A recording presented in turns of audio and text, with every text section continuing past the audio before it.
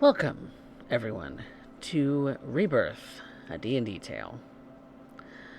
Last we had left off, our party of adventurers, the Lucky Sevens, had boarded their ship with cargo loaded,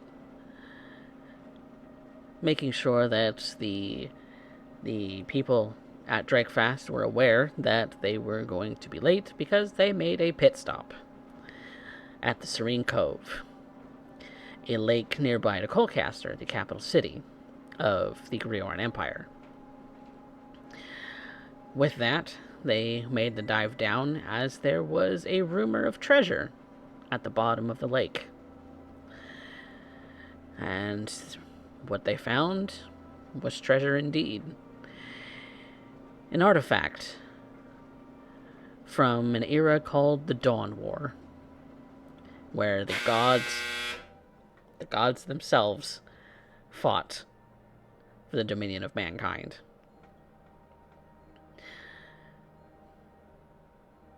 Taking it upon himself to bear this burden, Kozil Crixus attuned to this cursed item.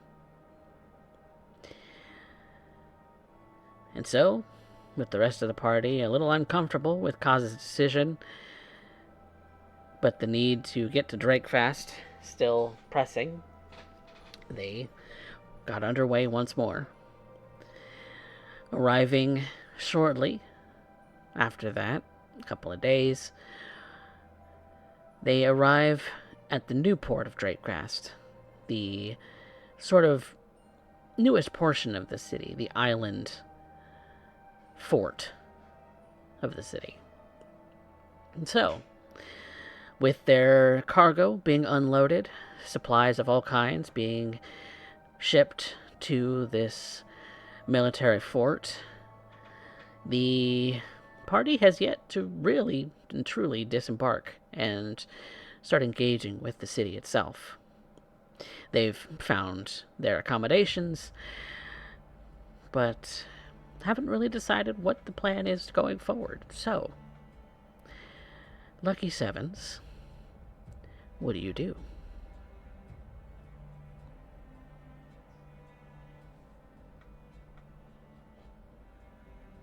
Well, Illyra did booby trap a cemetery. She did indeed. She did indeed booby trap the cemetery.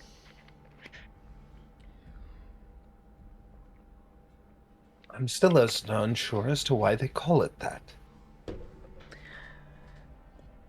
It's a very weird phrase in common. Booby trap. From the sort of people that you've interacted with at the other tumbled wenches, booby usually refers to the female anatomy that hangs off of their chest on most humanoids.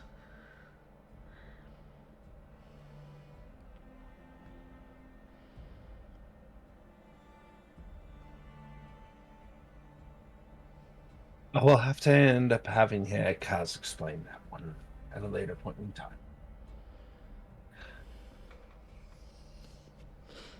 But still, I am currently fully rested and taking, observing, as I have a tree to end up settling in and a pasture of graves to end up doing so. I am observing any late night activities. Tree gives me a fair vantage point, at least as far as my eyes will end up taking it.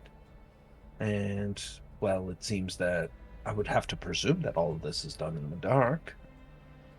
If they're doing it in broad daylight, then we have much larger problems than that. But I am currently observing, just sitting in my smaller form, occasionally using my mandibles to clean my legs off, as I do so often when I'm nervous. It's a lot of leg to chew through, though, so at the very least, it gives me something to end up feeling a little bit more calmer upon as my mandibles end up biting into carapace and trying to clean them. I might even start spinning things out of boredom, working on my artistry. Besides, occasionally, dinner is delivered.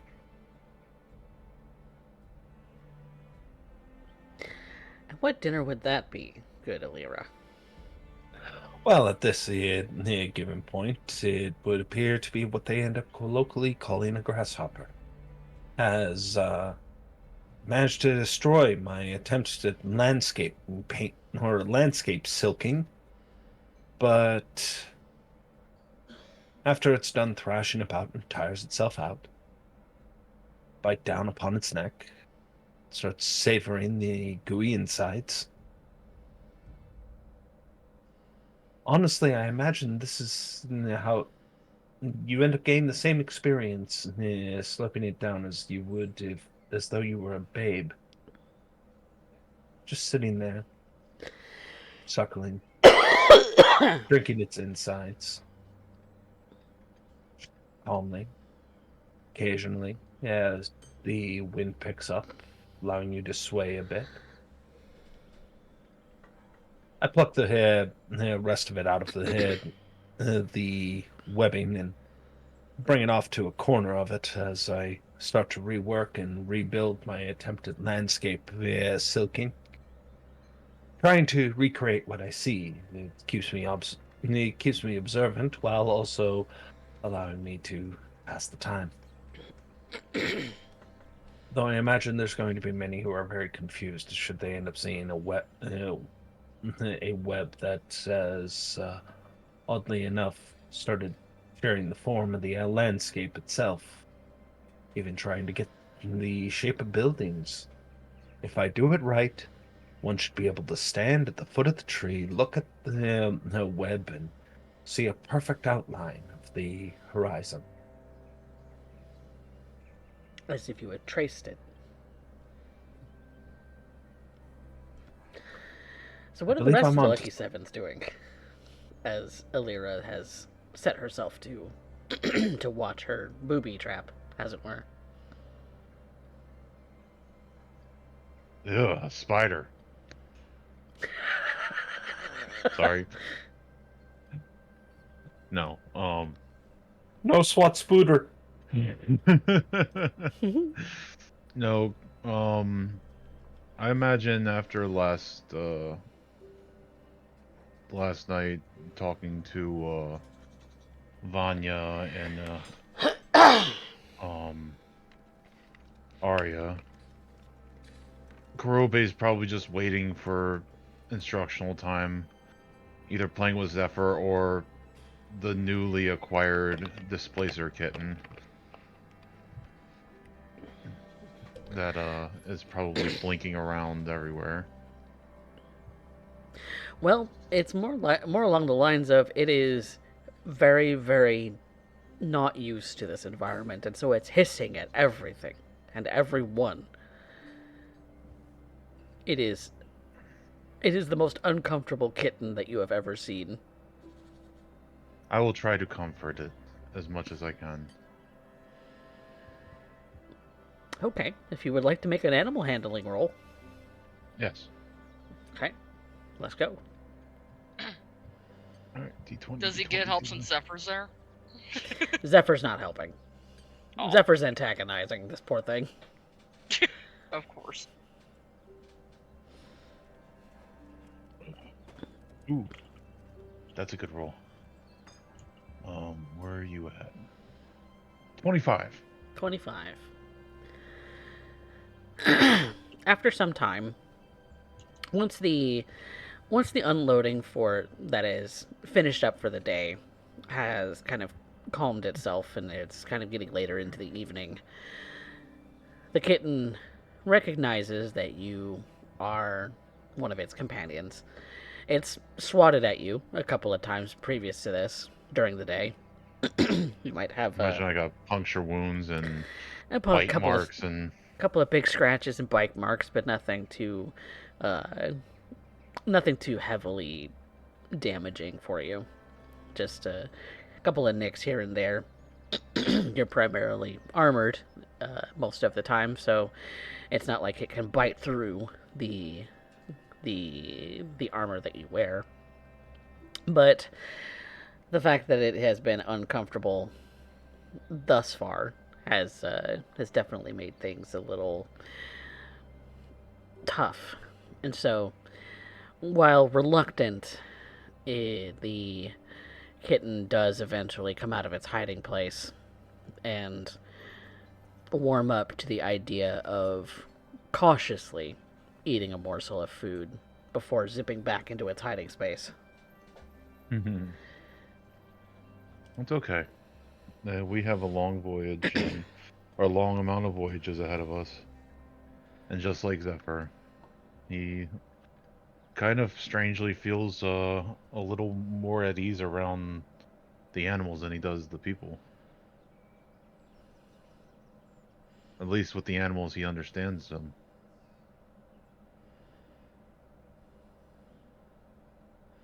All right. Vanya, Maria, what are you up to? Vanya would have pulled Arya along to take a look at the city from ground level. Just go exploring. All right. I can certainly help. So, what kind of exploring are you intending to do? What are you looking for? Well, to recap what we did happen to see previously, we know that there is the fortress where soldiers much like Imbril and Caleb are in training at. I wasn't able to see anything particularly in the horizon. In fact, most of the entirety of the island happens to be this militant cityscape. And on top of that, tell me, was I able to see anywhere where it was like a market? Maybe there was some sort of like intriguing events like festivities, anything like that? There's a couple of things going on in town, possibly something of a local a local festivity. There are certainly civilian lodgings and marketplaces and things of that sort for the families of the soldiers, as it is expected for not just the soldiers but their families to also go with them. So there's a lot of turning around in and out as far as training goes, and then once stationed, they possibly go elsewhere. Maybe they stay in Drakefast. It's you don't really know a whole lot in the way of the culture of it, but as far as being present for the training aspect, yes, the soldiers and their families do have places to stay and be and train and of course do the usual things like buying food at the market and going to, this and that as far as, workplaces. So there are Of course. plenty of things for civilians to do as well. Of course. All right. Well, In I fact- suppose outright. In fact, they're celebrating the promotion of a new general. New general. All right. I will go ahead and relay most of this information from Vanya. I imagine that I picked this up from our last session when I made the awareness check as a bird, though I don't know if I would necessarily know the whole who the general was or anything like that. Just seemed like a some sort of militant ritual. Probably the thing that interested you the most and stuck out the most is that he was dragonborn. A dragonborn. Okay. That's probably why it stuck out to you.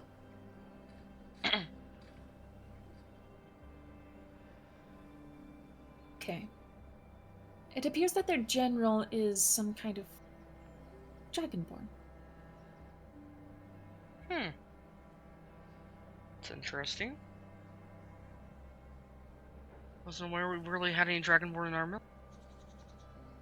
I haven't been here for a few years, so What do I know? This is your home region. I happen to live on the other side of the country, love. Right. Right. I just didn't know if it was like here, this island, or if you were talking about like just the country. My village is closer to the mountains, Hmm. not the sea. Do you think we could visit sometime? I hope so. Maybe once we're done here.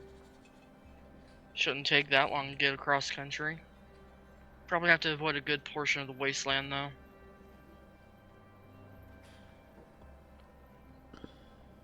Wasteland. Arya thinks about it. I guess she probably pulls out whatever sort of maps we have available and just observes them, reviewing the different geography.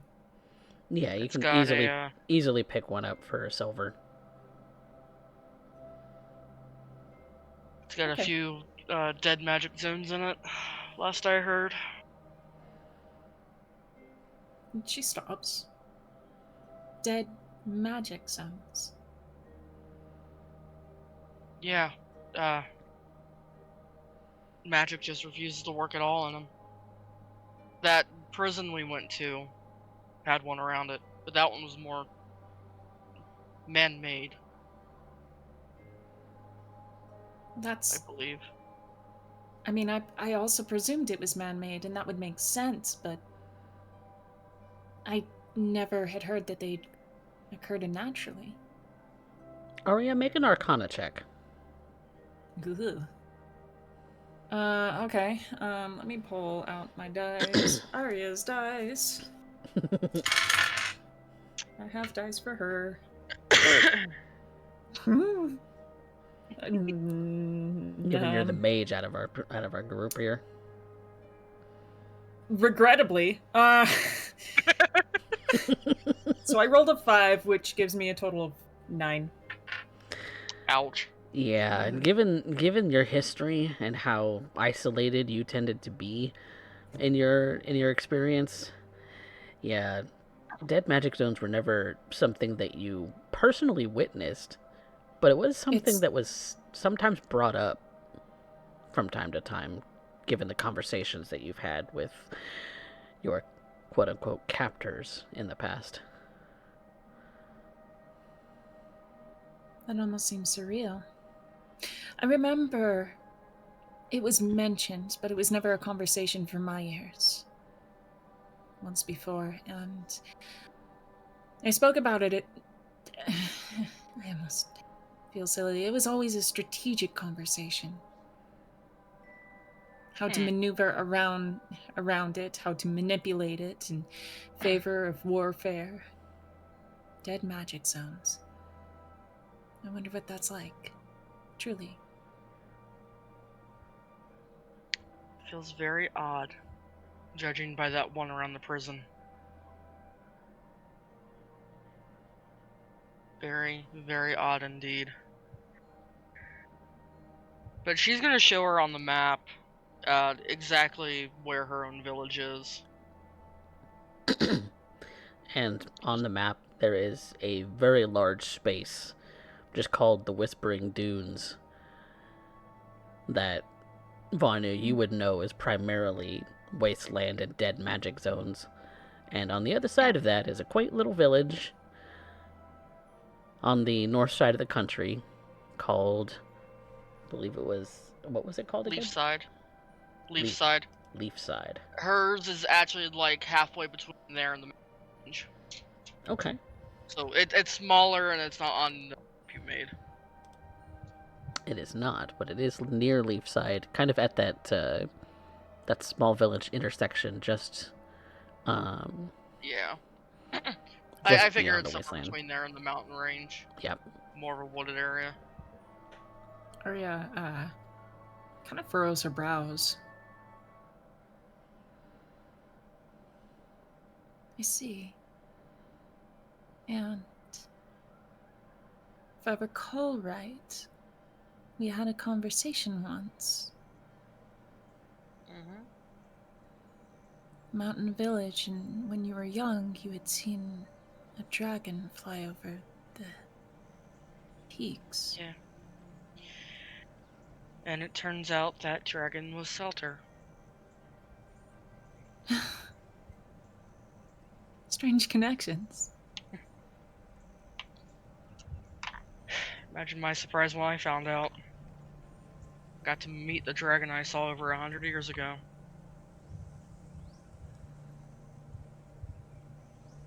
Was it satisfactory?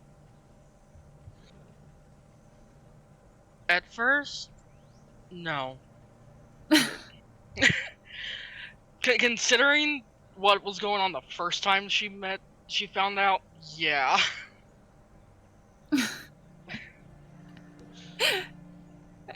The second time around, it was more so. I love how you're so candid. No, it was entirely disappointing. Selter is not at all what I expected, she says. No, to be fair, the first time I found out, that's after we lost Rune. Oh. I see. Lots more to think about then. Mm-hmm. But by the second time, it was rather interesting.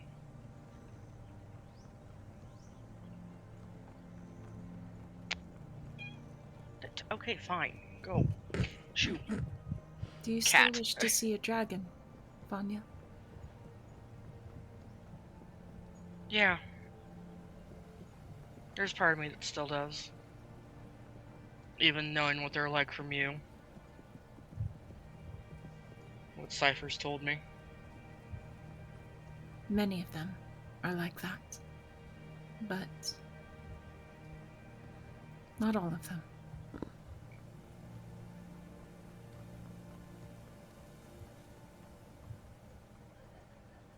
In any case, where would you like to go see? What is it that you're seeking while we're here? I was just getting a feel for the city on the ground. You like flying up so high, I can't keep up with you. Well, I'll keep base with you this time. I suppose you could say you ground me in the most positive way. She's gonna put an arm around her, and they're just gonna walk around the streets, probably looking for a market that they can stop in and see what's there. Ooh, magic shop. Stop. Magic shop time. Yes. Which there are plenty of. Are you looking for something in specific, or are you just kind of shopping around? Get something to help Vanya fly with us. She doesn't need help right now. I'll explain that to you here in a little bit.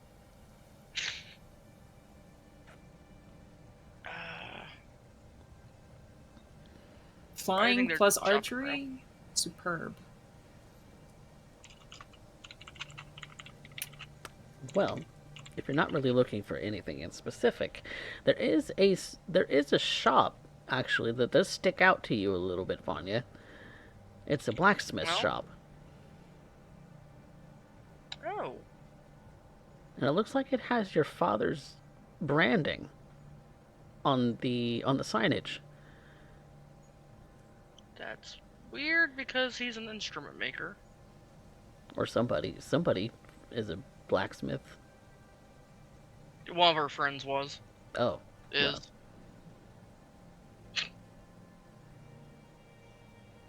Maybe they expanded. maybe they did. She's gonna go in and take a look. Okay, well, maybe it's not a blacksmith shop, it's an instrument shop. Yeah. But it is an instrument shop with your father's branding on it. Arya's just gonna see her get kind of a nostalgic look on her face. Come on. She's gonna pull her over to the shop. You- Arya will follow along, just holding her hand. You walk into this shop, And what you see is an array of different instruments. You see violins, lutes, you see guitars, you see uh, you see things like flutes and things all kind of carved out of wood. So you've got some wooden flutes, uh, lyres. You've got stringed instruments of all kinds, uh, and even some cellos. You even see a couple dulcimers kind of propped up that are that are beautifully made. And what you find is behind the counter is indeed a tallish older elven man that is very familiar to you, Vanya. The second she sees him, she is going to drop her bag, drop Arya's hand, and run over and just kind of tackle him a little bit. Kind of as a surprise as well.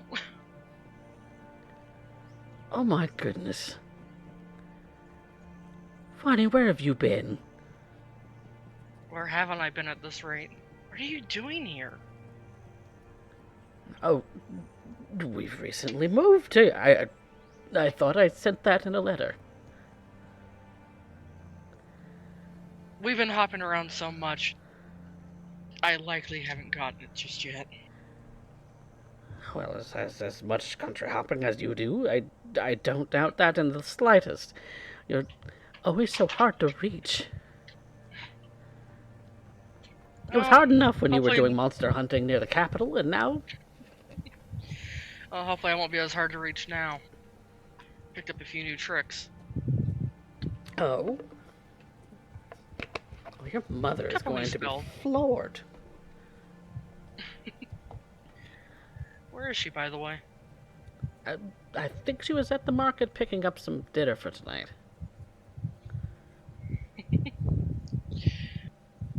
Fantastic. I get to introduce you to everyone early. We were thinking of heading over that way once we got done up here. Oh well, that saves you a trip. I'm having a lot more success out here in the city than I ever did out near Leafside. I'd imagine so. It was a necessary shift. She's gonna turn and motion Arya to come over. Ah yes, who is your friend? This is Arya. Arya, this is my father. Pleasure to meet you. Pleasure to meet you, sir. And Arya will do a very formal curtsy. Arya Lovelock, at your service. Miss Lovelock, it is enchanting to meet you. I am Cavison Stormcrow. Mr. Stormcrow. Arya just looks at Vanya. There's actually some excitement. I see. Well, I have to say, Vanya has made a very, very positive impression on me. She's quite an accomplished woman. Well, she ought to be. She's my daughter. He's got this kind of almost mutton chop sort of beard going on with kind of short grayish hair. His ears definitely about as long as Vanya's are, but his brows are definitely bushier to indicate his very old age.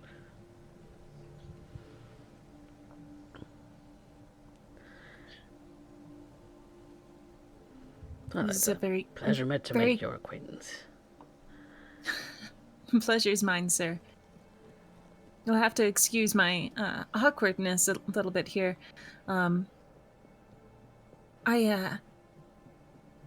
just not used to meeting the family members of the members of the adventuring company I'm with. I never expected it. Oh. Well. It's certainly a pleasant surprise. You seem to be a musician, a music-smith, an instrument maker, artisan. Yes. All of the above. I craft, I build, I engrave, I do every little step in making the instruments that you see here. Every one of them handcrafted. They're very beautiful in design. Yeah, well, I've So had do to pick up some tricks here and there to kind of speed up the process, but all of them, I assure you, are perfect. I And do not doubt that. Mom likes to give music lessons on top of it. Yes, and she's seen some rather impressive successes with that as well. We have one student who is learning the violin, another who is learning the cello. They're kind of a pair, kind of a pair of a brother and a sister who are looking to go to a music academy out here. Maybe she can teach Kurobe about the flute. Oh, that's a very good idea. Is that another member of your adventuring party? One of my letters when I was in Kombe, I told you about him. Right. He's an older fellow. In Ah, fact, she is. I know I have it. She is going to send a message to Kurobe, telling him to come over their way and tell exactly where we're at. okay. Because I've got sending now. Kurobe, you get a message via a sending spell to meet at an instrument shop in the civilian section of the city. Am I instructed to bring everybody? If you Or can well, find at least everyone. Lyra? And if you can find everyone. Alira's I'm gonna- been camping out in the graveyard as far as you know. I'll probably was sitting there petting the cat. Finally, after everything settled down, maybe they came out. I'm gonna walk around the wall, walk towards the graveyard, just kind of calling out Lyra's name.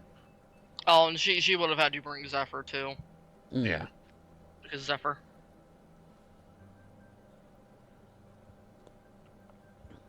All But right. if I can find Lyra, I will. If not, I'll just bring Zephyr. I'll put the kitty back. Alira, are you being particularly stealthy? Or can Well, your I party members imagine find being a you? spider in a tree is not exactly something people are on the lookout for. So Kurobe might specifically, though, be given your proclivities. So are you? I don't know. He is 6 intelligence. Yes, Fair. but he does have some pretty good ways of spotting Wisdom. things. how did he figure out to stop chewing on the brick and start chewing on bread? Then again, he has the strength to literally chew through brick, so I guess nutritional value of mortar is about the same. Why not? But are you trying to Roughage. hide from your party mates, or are you not? No, Not really. not from my party mates. Okay, so yeah, then you eventually do find a tree with a spider who has spun kind of a silk, almost tapestry into the tree, given with a very particular sort of style landscape.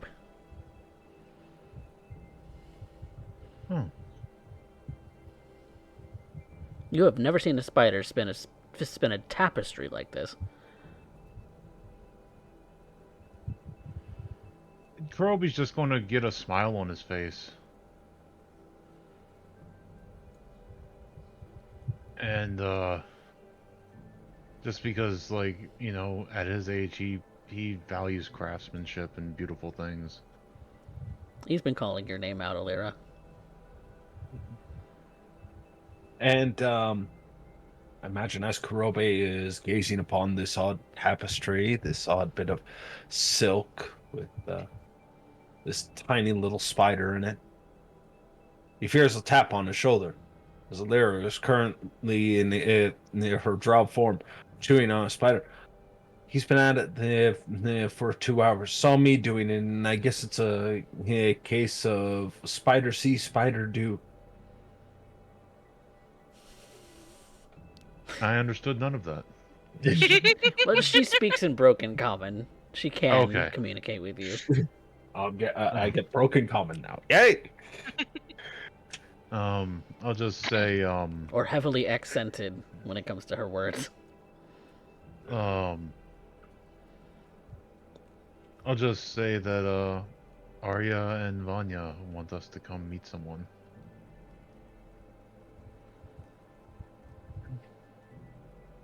Trouble? Not that I can tell. They didn't sound, or she didn't sound upset. Just happy. And I'll Trouble. hold out. I'll hold out the displacer kitten.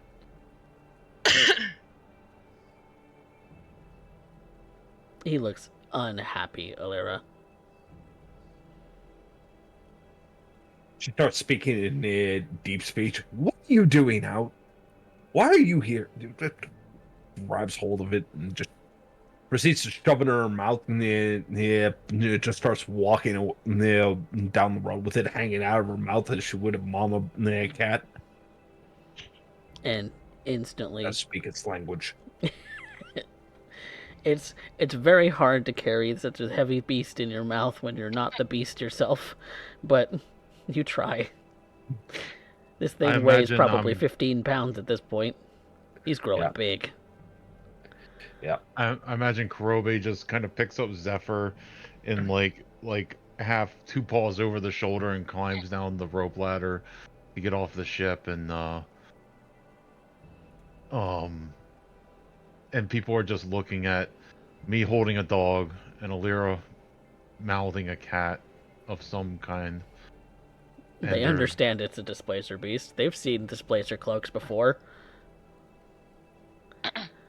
They're a little bit scared. They kind of put off just a little bit. They can give you a wide berth in the street.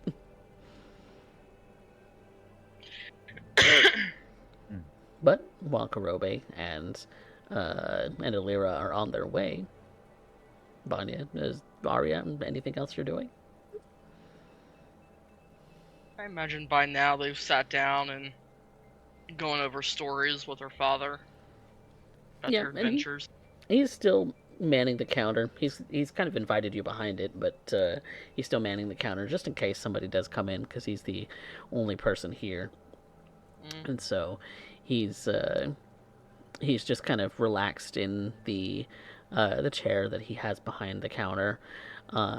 There's a second one for either yourself or Arya, you pick, but it's only just the one, and he's just he just seems so happy to see you right now. I imagine it'd be Vanya sitting in the chair, but she would have pulled Arya to sit in her lap, so she had someplace to sit. You notice that perhaps these kinds of gestures have made your father just the slightest bit uncomfortable. Well, she's noticed. She's doing it anyway. Oh, well. So, what have you been up to lately, Vanya? Well, we were in Kombe for a while. What's out in Traveled up. Kombe? One of the people we were traveling with was a member of a druid tribe out near there. Stayed in Kombe for a while and then picked up Kurobe. Oh. Went up north to, I believe it was Iunia. We went to. My goodness, you've been all over the world, haven't you? I said I was going to be. Well, when you said all over the world, I kind of figured you'd stay on this continent. I didn't think you'd be continent hopping.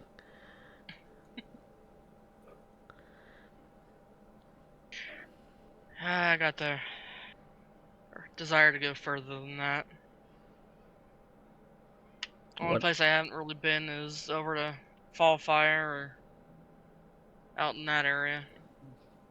Yet. Yet, like you're aiming to get there at least one day. Well, you're still certainly very young. You have plenty of time to do so. Mm-hmm. Yeah, there's no need to rush into anything. No. I don't intend on rushing it. We'll say it's good to be back over here for a little bit, though. The Empire is home, after all.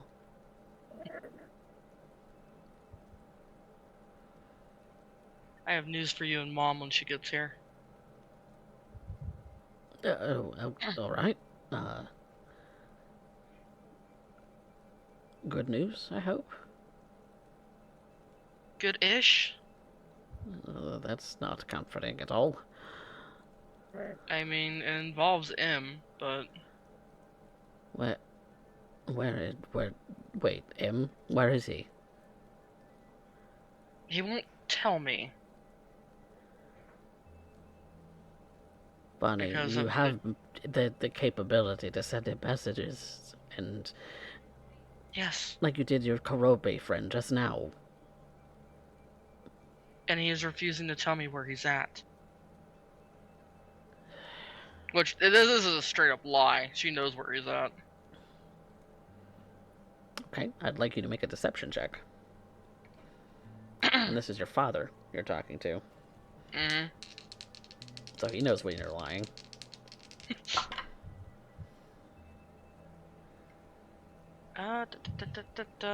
Okay, I misread that for a moment. 22. Maybe he's distraught a little bit by the news. He doesn't seem to be Yeah. picking up that you're lying. And so he gets up from his seat and starts to kind of pace around the room a little bit, which is probably about when, at the same time, both your mother and your companions, Karobe and Alira, start walking into the door. Your mother's got a basket full of food in her arm and is showing the other two in as they seem to be customers to this I think this quaint little place. I think this might be the place, Alira. Ma'am, let me carry that for you. And Korobe will Oh, definitely no, take... you're just fine. You don't have to do that. I'm plenty fine. No. My mother would kill me if she found out that I didn't. No, well, And you're sweet. come on, Zephyr. Zephyr? That's Zephyr. The little pup. Wait, Vonnie's here? And she runs in the door. I think it's about that time Vanya would be standing up. Which would mean that Arya's now standing Yeah. up. Yeah. And your shorter mother goes in and tackles you. Like mother, like daughter. Mm-hmm. And she's gonna hug back just tightly. Oh, my little Vonnie, where have you been? As I was just telling Dad all over. Oh, I want to hear every word of it. Oh, we've got time.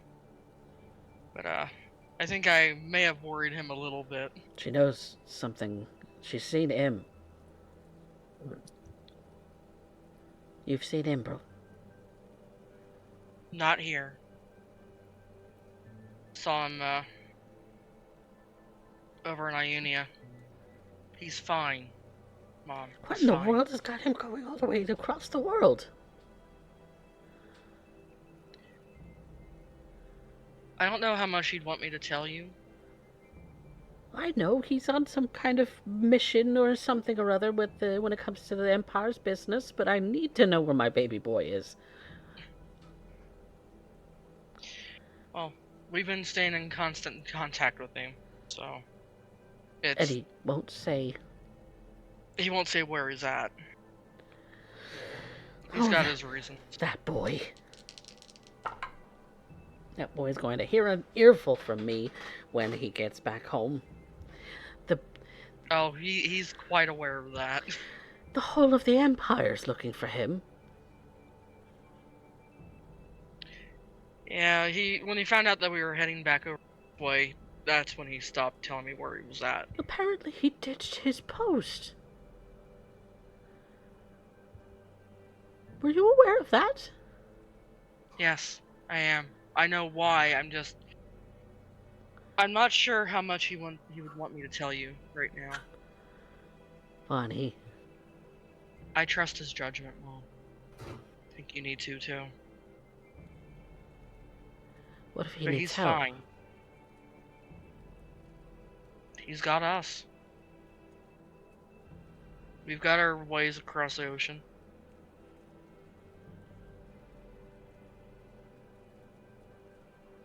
That, and we do have a friend who's also helping.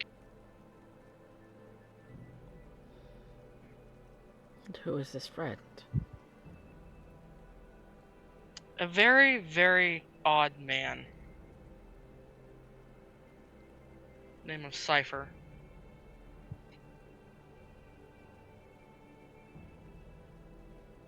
Doesn't mean anything to me. Like I said, he's a very odd man indeed. And you trust him? Yeah. I can actually say I trust him. He's helped us out quite a few times. And it'd be at that point where she's introducing Arya to her mother and then the other two. Roby's just standing there holding the bag of groceries looking at the flutes. Definitely some very beautiful flutes going on. And she looks over to Alira. Oh. You're a strange looking one. Where are you from?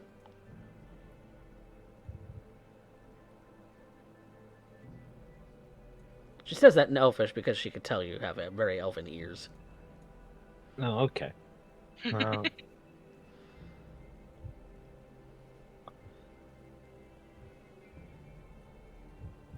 South. The deep south. Oh, no, that's not right. She says Colcaster? No. South. She points downward. You're not Her from attempt on trying to speak do common. further south from Colcaster is He points downward. the Am I understanding the that Arctic. it'd be okay for Vanya to tell her mother where we found her?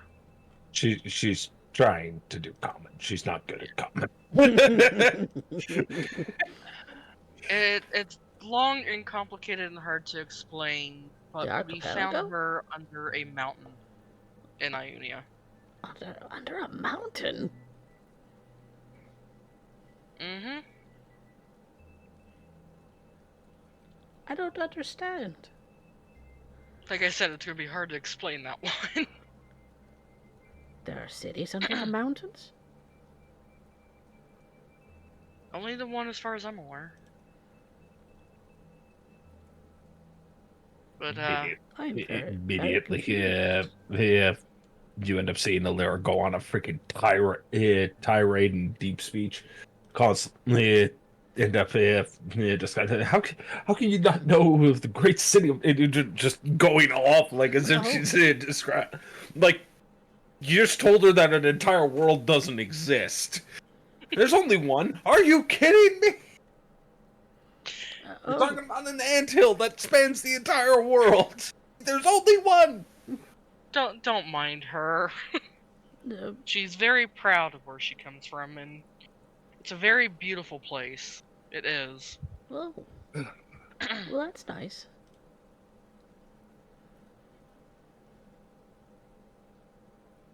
I forgot what your mother's name is supposed to be, by the way. Melloru. Melloru? Yeah. Okay. I'm Melloru.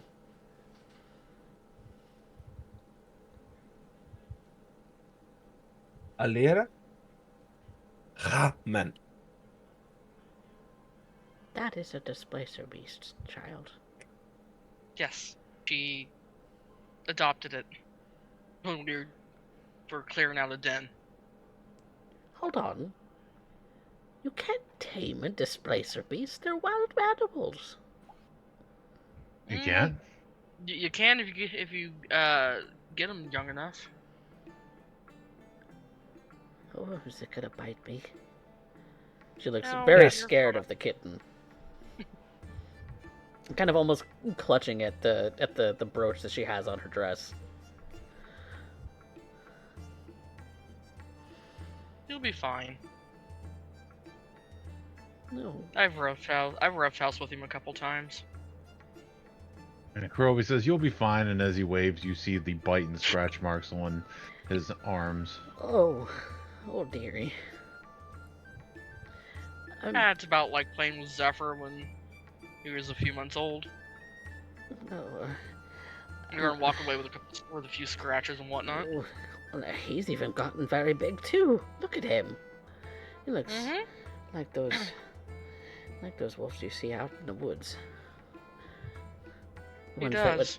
kill the deer and everything. He's He a does, good boy, and though. he's gotten a lot better at being an assistant. Meanwhile, I'm just imagining he's sitting there with tongue rolling out the side of his mouth. Yeah. Kurobi's feeding him a chunk of meat from his pocket. Would you quit spoiling that dog? What? I did nothing. Very nice to meet you, ma'am. My name is Arya Lovelock. Oh, well, it's a pleasure to meet you, Miss Lovelock. So what, oh, I should make tea. Oh, that would be fantastic. May I help you in any way? Oh, well, tea is at home. This is just the shop. Do you have stuff to Do you make have it a- here? Yeah, I do you have have a tea. kettle? Sorry. I think we have the same idea. Yeah, well, we both have a ice pouch, so we're like, hey! No, No, Kurobi tea. actually has high-end tea. I think I just need a moment, if you don't mind. And she's gonna go into the back and turn on the very small stove that's back there. That really only is there for making tea.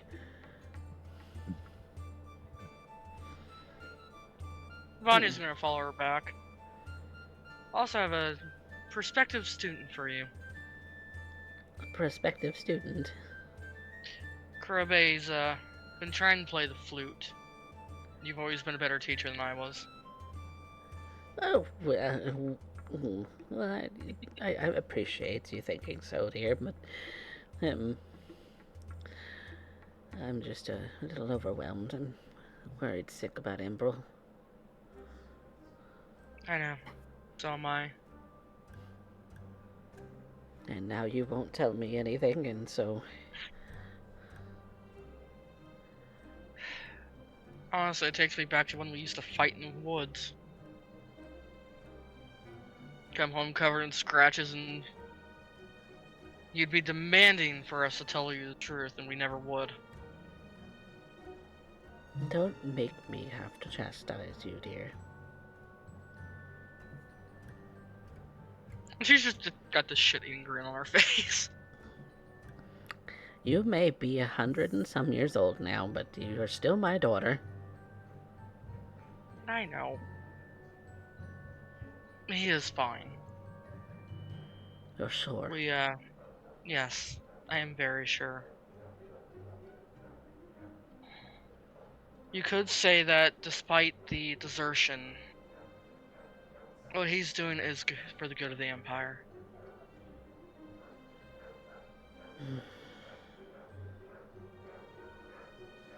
I certainly hope so. Because that's not going And to when look he's good in the face of Emperor Lythel or that new general. Who is this new general, by the way? General Silverhand. Silverhand. Well, it Been kind gone so of long. makes sense as she's a silver-colored dragonborn.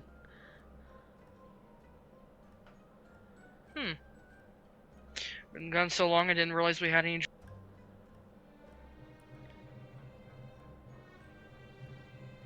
You know, I Given that we lived out by Leafside, I don't see how we could have been keeping up with the military all that much. It makes sense that we'd be kind of unawares of that, but yes, she's actually, her promotion has just gone through, and all of the recruits and all of the officers and things like that, they're all celebrating this week. Yeah, we passed by a few of the celebrations on the way in. She's supposed to make great headway in advancements in the military. She's very, very intelligent. Oh, it's good to know we have someone like that around. Apparently, her specialty is in the arcade, so...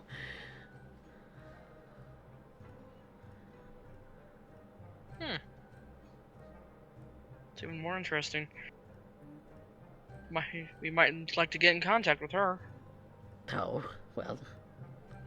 As civilians, getting in touch with a general, that has to go up the chain of command, and you know how long that takes. Even just speaking with guard officials back in the village was a chore. Got to remember that. You want to file a report against somebody who wronged you? It took hours for anyone to get in contact with anyone.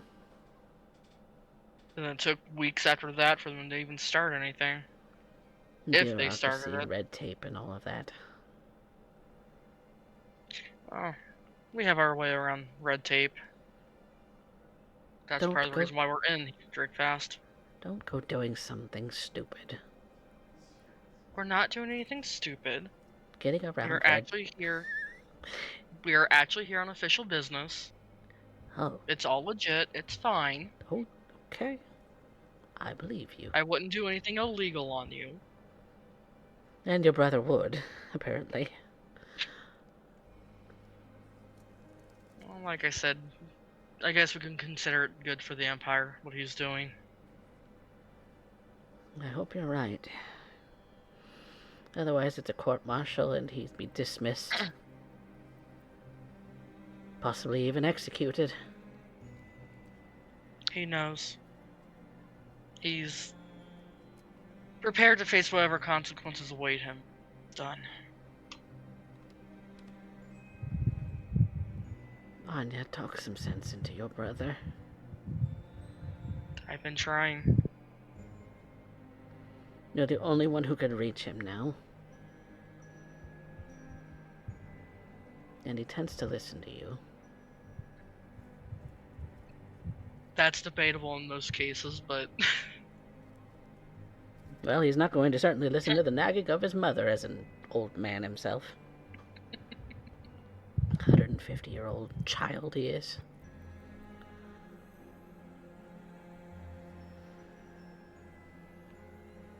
While Vanya and Mother are making tea and conversing, what are the rest of you doing with Mr. Stormcrow at your beck and call? I am starting in immediately on all of the questions about Vanya's childhood. Robe is listening intently, laughing to himself while he's still holding the groceries. And he's comparing his handmade flute to the other flutes, trying to find one about the same size. And I imagine somewhere on the wall behind the counter is an image of 3 elves. A woman, someone who's obviously embroiled, and a child. Yes, there is a painting.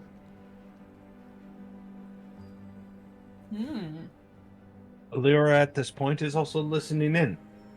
But unlike Karobe, who would be laughing along, or,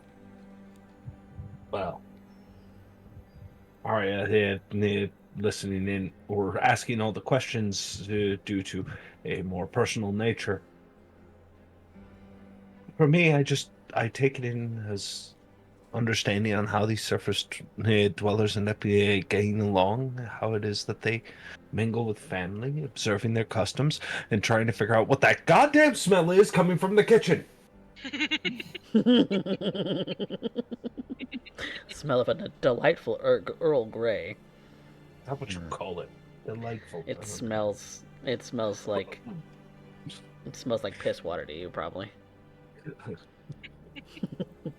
But What is citrus? Coffee. I'm sorry, I am Nick fitting so bad right now. Go for it. If you need to take a break, take a break. So, Arya, I would like you to make a quick persuasion check. Ah, persuasion check, you say? Yes. Oh no, not my Not biggest your stat. specialty. Can I assist to give advantage because they drilled my parents and this is payback? You're right. I will allow it. Do so at advantage. All right, first roll is a 13 plus 8. Second roll is a holy shit, 19 plus 8. I'll take that one. 27. Yep. Jesus. After a moment, he does start to warm up to you a bit, Arya. It starts talking about little Vanya, about when she was, 10, 20 years old. Given that she's an elf, that's still considerably young for an elf. He remembers her going off about these wild fantasies about dragons and being a monster hunter, wanting to grow up and be just like, every other monster hunter she's ever heard of in fables and books. She was an avid reader. She loved fantasy stories of all kinds. That she definitely looked up to her brother Imbril, who was 30 years her senior, and her sister, who was about 50 years her senior.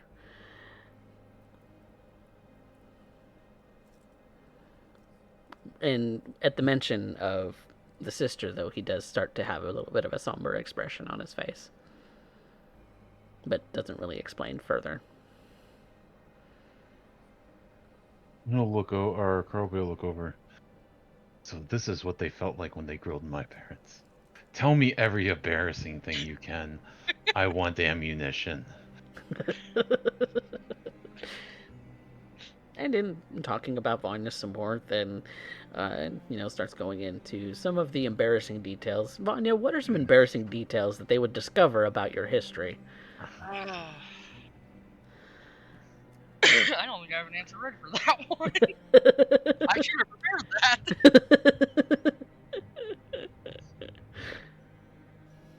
It's probably a lot of falling out of talking about climbing. Probably her first music lessons, fumbling about. She was awful at the start, but she's kept to it. She got better, and now she is the acoustic guitar shredding instrumentalist that you know her to be today. So that's how it's done. I see. There's probably just a slight pause in the conversation. Arya's gonna notice the picture in the back. Mm-hmm. And she points to it. Who are these individuals? Oh, well, that's Vanya and Imbril and the sister. Elindra.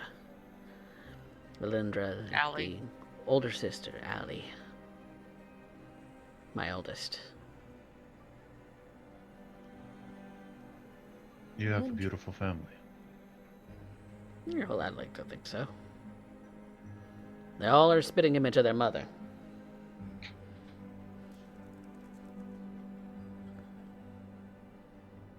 Vanya sticks her head out of the kitchen. Luckily. Well. Oh. Mr. Stormcrow. Please, just call me Kev. Kev, I have a question. Yes. I'm going to present him with the flute that I made. Out of what Oh. you have on stock, what would be the closest? I've been looking to replace this. I've been learning on it, but Hmm. it's seen a better day, and I've had it for so long. I want to retire it. Well, he kind of looks it over, kind of looks at the craftsmanship of it. Well, I can definitely tell you where some of your issue is. Where some of your issue is, the craftsmanship of this is subpar.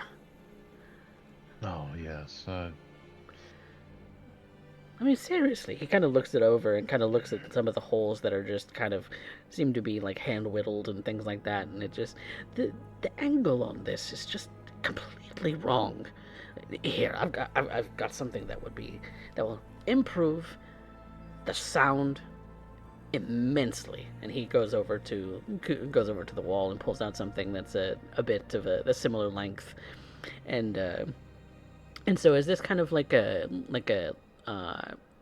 regular flute, or more like a recorder like a style reed, flute, or like a reed flute like kind a of a reed deal. flute, like a Think, small clarinet almost?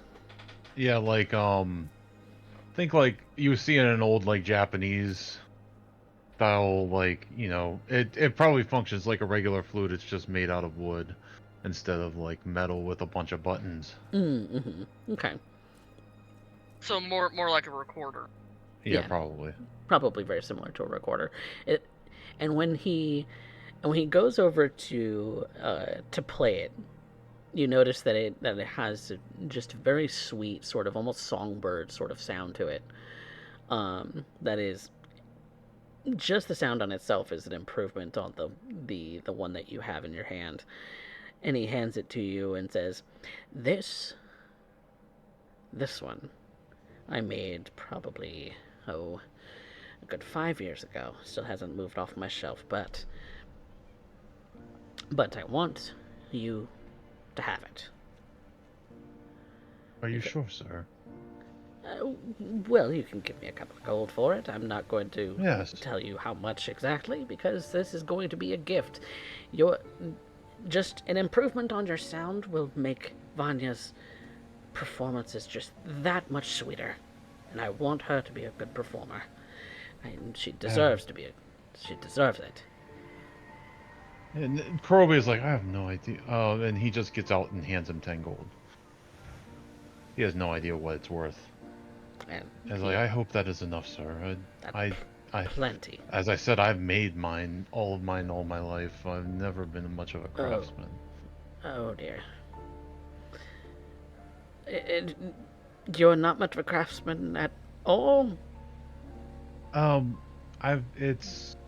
you've seen the work that I can do. It made it serviceable, but by your standards, I'm rank amateur. I think by any woodcarver's standards, you're a rank amateur. Sorry, I have to be brutally honest, otherwise you're not going to improve your craft. Oh no. It was something just to do around the campfire. It is never meant to make a living at it, so I don't take any offense. If you want to know what I'm good at, well, then maybe you'll let me take care of dinner tonight. No, well, I believe Mel has an idea of what she's preparing for dinner tonight, so that would be completely up to her, because I do not cook. I am god awful at it. Oh, we all have our strengths. Yeah, well. It's about that time. They're both coming out carrying a tray of tea.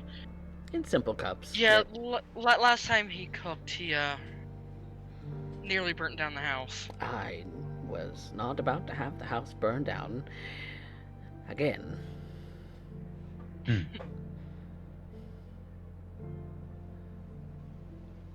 Once in 100 years is more than enough.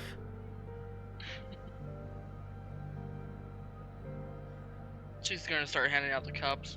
Give Arya a peck on the cheek as she does. Probably just gonna wander into the kitchen and sit down the bag of groceries. You notice that as you do that, Vanya, that your father kind of looks away in a little bit of embarrassment.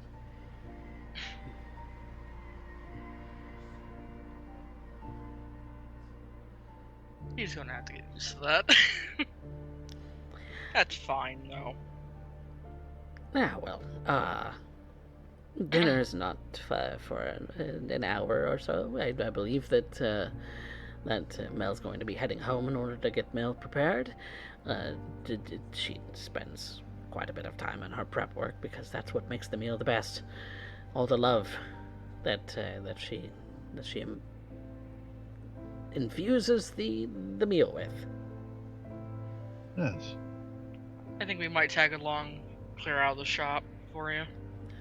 Well, I'm closing up here in about an hour anyway, so that when I head home, things will be ready and everything. Yeah. But we don't want to be in your way. Oh, come now, you're my daughter. You could never be in my way. I remember several times where that was quite the opposite. You were small, I would trip over you because you were a little thing when you were little. You were always so much underfoot when I was crafting something. Yeah, I wanted to learn. Well, I don't blame you for that. My crafting still isn't up there, but... Well, Gorobe has just informed me that he intends to play a better flute, so... You'll Good. see Kurobe kind of like looking over the new flute. Controlled breaths. Kevison Yes. tells you. Don't force it. Just let it flow naturally, and it'll give you the sound you're looking for.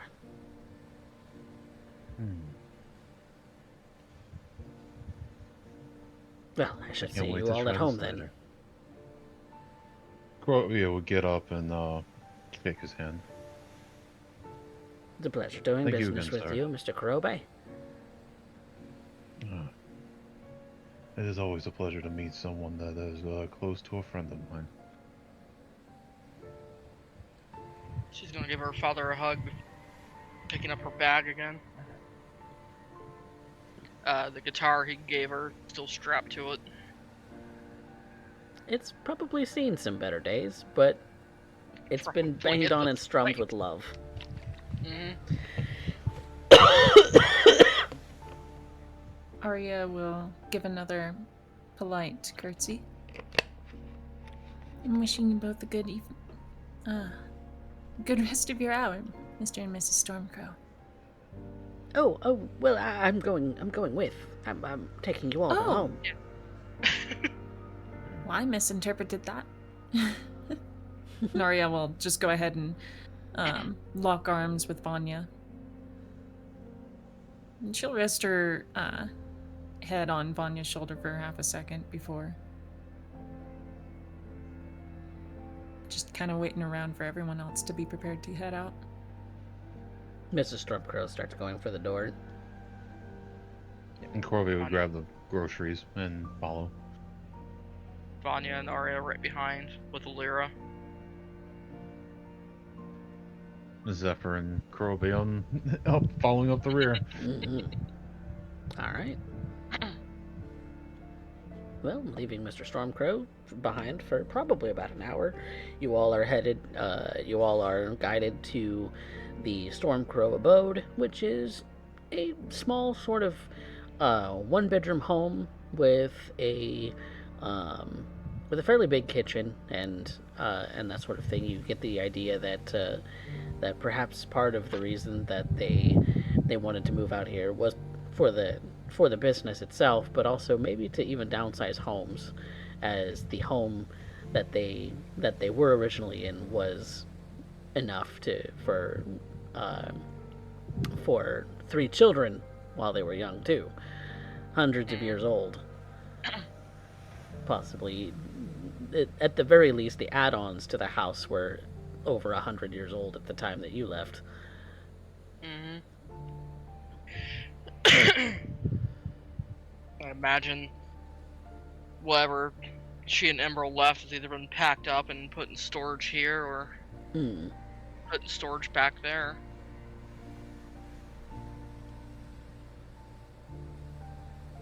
I probably never opened that box that was in my closet.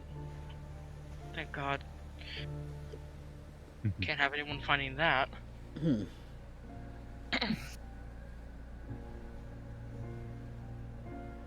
Well, here is the home. Make yourselves comfortable.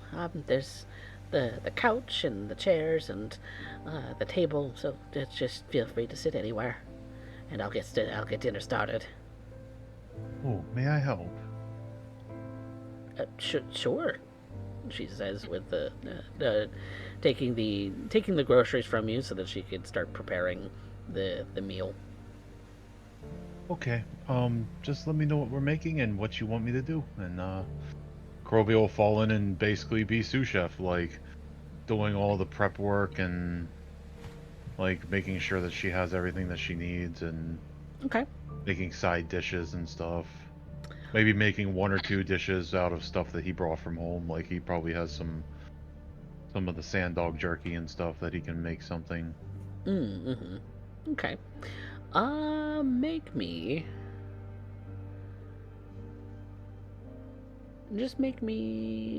a Survival?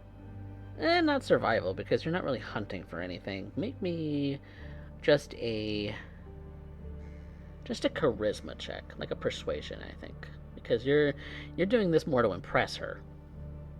Couldn't it be, depending on what it is, could be performance. Or performance. Yeah. Your choice. Yep. At performance, I actually have something in. Yeah. Or persuasion. I have a little bit in both. Performance or persuasion, your choice. You're trying to impress Mrs. Stormcrow, it looks like. Okay.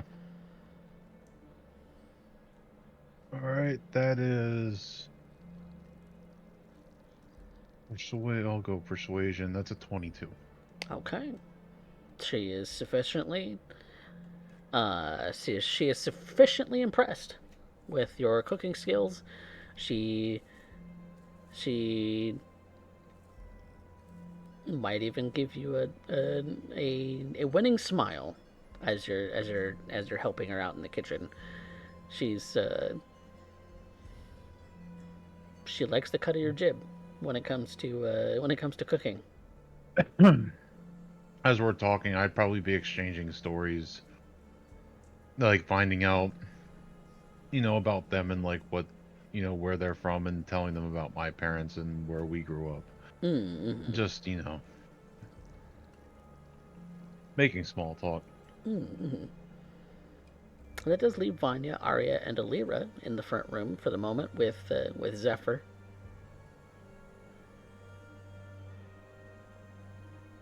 Vanya's probably sat down on the couch. Zephyr's sniffing all over the house. Oh, he's probably curled up in your lap too by this point too. Yeah. Arya and Zephyr kind of combating for cuddle space with Vanya.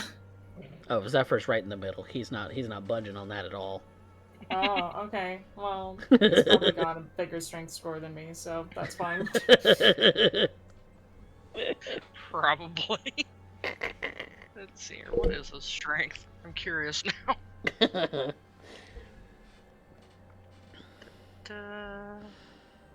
He's only strength 12. Yeah. That is, in fact, still more than me.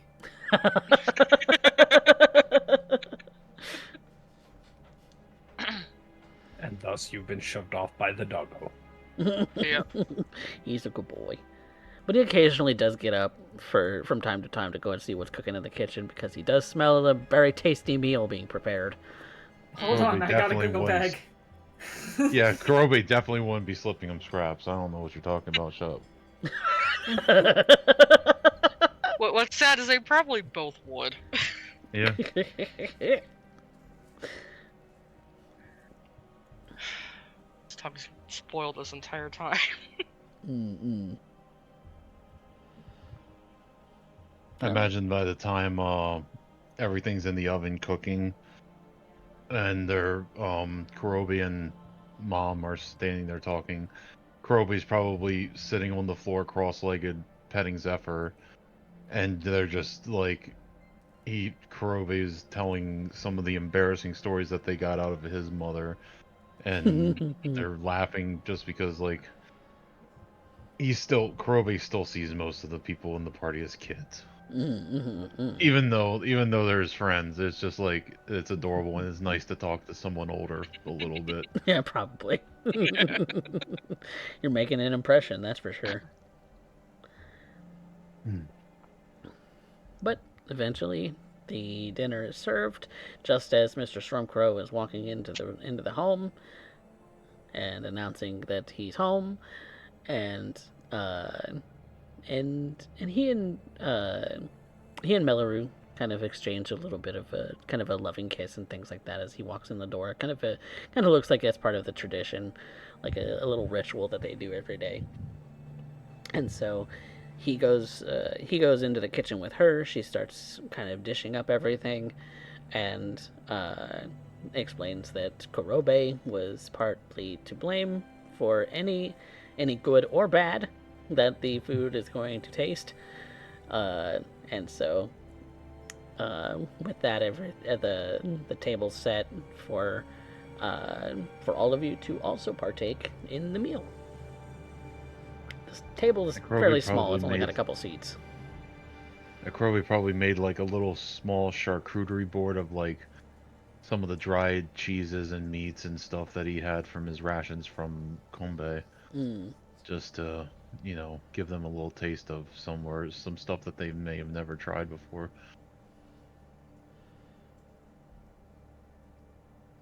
I imagine during it, Vanya and Arya just telling stories of the travel so far. Okay. More detailed than what she could have put in the letters to him. Mm-hmm. And Alira? Is she joining in on some of this fun?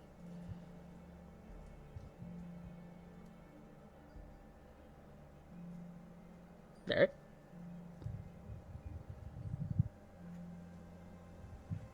I don't know what to say. I don't know what to do with my hands. Oh, I really don't. This is like, here's a wholesome moment. We're in a family home. Yep. There's Doggo forcing itself to and booting somebody out of a relationship. How do I even start to add to this? Like, legitimately. Even just talking about it, I feel like I'm more getting in the way of the scene. No, not at all. You're present. Alira is present to witness all of this. Yes. Alira is. And Alira has no idea on how the hell to even begin processing what is currently going about. Is this a normal thing amongst family gathering, in which case one brings a potential mate home to end up going before the family? Are they meant to be chosen by the likes or dislikes by the servant and the pet?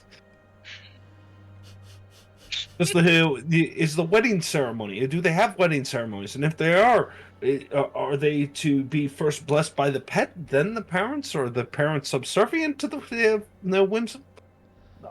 I am so confused. There's a lot going on here, for sure. Yeah, we can't date unless your dog likes me. I mean, it's apparent that he loves you. Oh, I just want to cuddle. Yep. Yep. Zephyr's a little, There's a furry monster sitting on her lap, pushing the growling at the other one, okay? There's only so much I can end up understanding at any given point, and the delicacies of surface society are utterly lost on me. When my mother ended up choosing her mate, it was quite simple. She ended up looking for the one with the appropriate plumage as they were decorated as decreed by Lolth. Took her pick, dragged him on over for inspection for the grandmother, and after she ended up proving of him his status and double checking for any such inconsistencies, the marriage was formalized, in which case he became a household servant, like any other just marriage in little society.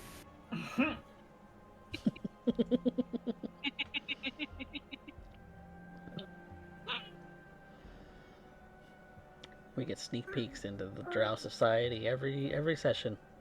Mhm. It is a matriarchal society, after all. Oh, what's going on here is just unwholesome.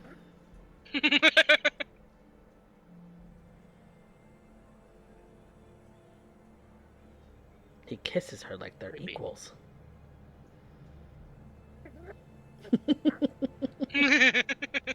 Kinda gay.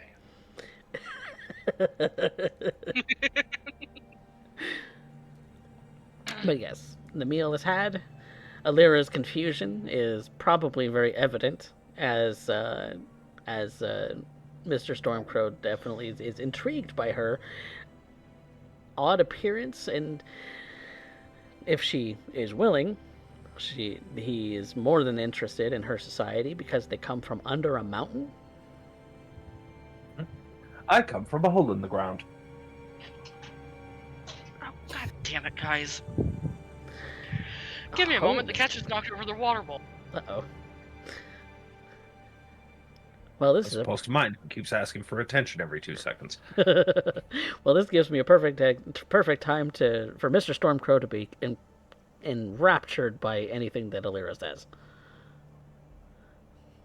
Okay. Stormcrow still speaks Elven, if I recall. He does. He is pure Okay. elf, pure wood elf, Mm. which is a little different based on what you've seen. That there are several different looks when it comes to the elves. Some of them are their ears almost seem to point straight up. Some point kind of out and kind of fan away from their head. It's very interesting to see the different varieties of elf that actually happen in this particular surface world. It's curious. I'm curious if it has any relation to exposure to the sun. There are some that are paler than others and have very blonde hair. There are some that are darker than others and have very dark hair. It's very strange because near as you can tell, most drow look rather similar to each other. All for the adaptation for underground.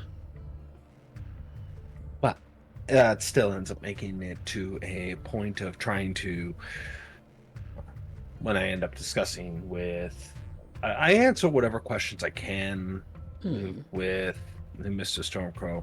I think the biggest issue mostly ends up stemming to the language barrier. Yeah, So seems to be I guess understanding you well it would be a enough. question of what exactly he wants to know.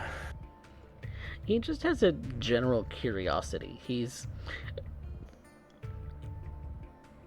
very intrigued just by the fact that you're wearing chitin and hair as opposed to armor or clothing of a surface world sort of style. Well, that has to end up doing more with my Outlander background than anything else. It is not that we can't forge steel. It's just such things are usually done within great keeps and caverns that are well defended, especially with what lurks below. So, in my particular stand, I had to end up making do with things that were easy to come by. Hair, spider head, chitin, moss, the roots of ancient trees, some foliage that grows beneath. Sometimes Mind Flare made leather. Whatever it was that was on supply at the time. I thought mind flares were a myth. If only that were the case. You mean to tell me they're real? The storybooks tell me of their horrible visage, their sort of mouths that suck out your brain. If that was the worst of it, I would be satisfied. There's a worst of it. No, it gets far worse. Far worse. No, when it comes to illithids, their raids upon our territories are a common enough thing. We have developed our cities primarily in enclaves. Almost, what would be the term? City-states. Oh. Interconnectivity is difficult amongst the roads and caverns between various outposts because, well, when you have a foe that can appear and disappear on a whim, it becomes difficult to end up trying to keep any kind of semblance of. Take your farms, for instance. Such things are an oddity. Oh. For us, it is being able to grow everything from ceiling to floor. Now, hanging moss and fungi make the primary ability to end up feeding stock. Hunting parties are very quick to try and cordon off breeding pens for various types of meats, but all very compressed, built up along the cavern wall or amongst stalagmites and stalactites with great bridges between them in order to end up conserving space. The footprint of an entire city may be only a 10-20 miles across, but in height it could meet hundreds of, or almost 100 miles. Verticality allows control of territory in a finite space. Building into the walls makes it, or the stone caverns offers a small measure of defense, and allows us certain control of our surroundings. Oh, kind of similar to dwarven structures. She cringes a bit when he mentions that. They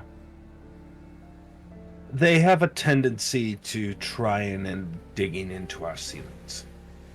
Oh. So you've had encounters with dwarven people before?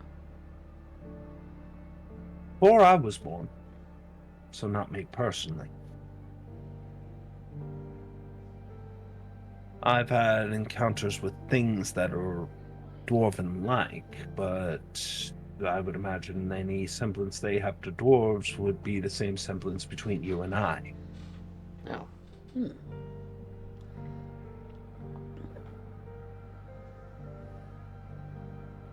No, dwarves were a tale of old, like dragons and giants. Much to you, Mind Flayer is a myth. Oh, I imagine Or that seeing one for the first time was a shock to you then. Not so much shock. The shock came about when I ended up looking upward and saw nothing. Oh. I imagine if you'd stayed underground your whole life, I imagine that it would be frightening, of course. I can't even imagine how frightening.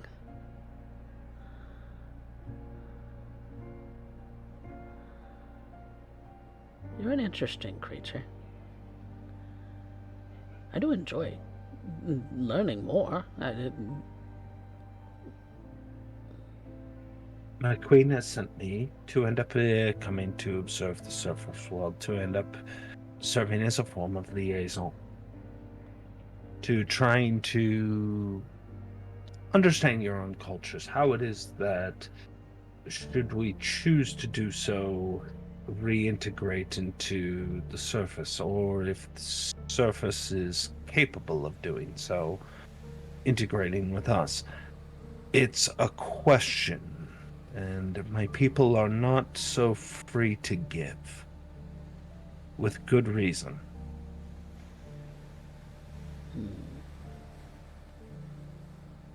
Almost like they sent you up here not expecting you to return. I am from no formal court, no great house. I am a student to a man who ended up losing his life far too soon, and who will be forgotten in time. I carry his memory now. To the rest, he was a sort of troglodyte, a recluse, a thing that was out in the wilderness scurrying by. To me, he was a teacher. But among the courts of my people, among the pageantry of silver, wine, and poisons, my own existence carries very little weight. So, chance of great gain with little cost. Little risk, potential great gain.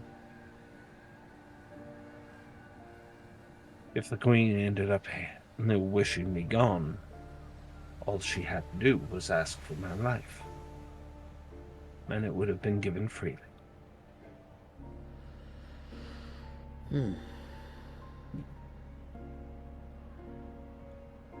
He kind of sombers up just a little bit at the mention of, loss and memory and keeping the memory of a person near and dear to their heart. Him and Mrs. Stormcrow, and I imagine if you look over at Vanya, maybe she's a little somber too.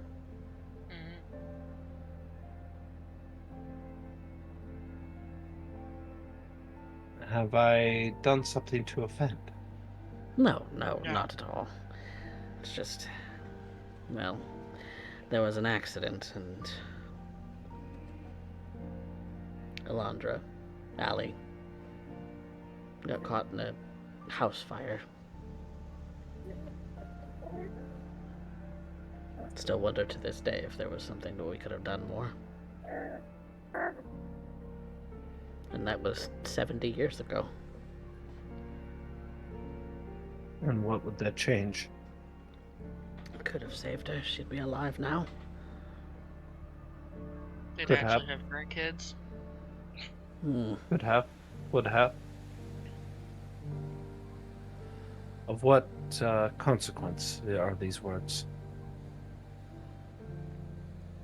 Well, if she was alive today, like Vanya just said, could have had the potential of grandkids, because I don't think that, Vanya, you're going to be providing us with grandkids anytime soon.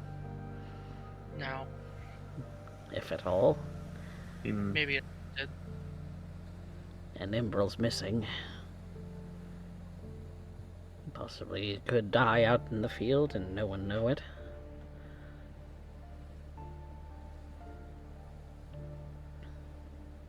So, Lyra doesn't say anything, but it's clear that she's disturbed by something. So something said, and she's definitely looking at Vanya when she says it. She's disturbed, like something about this conversation drastically disturbs her. Can I do an insight check to see what it could be? Yeah, by all means. I'm sure Mr. Stormcrow is also doing so, because it's if it's that visible of a change, he's distracted. That'd be a 22. Well, not as strong as suit, so let's take a look. You win.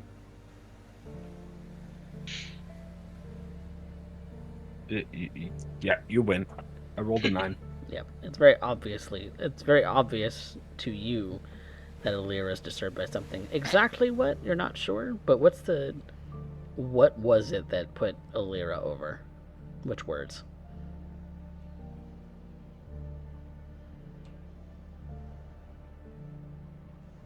You just heard Alira talk about that she's not of a great house, right?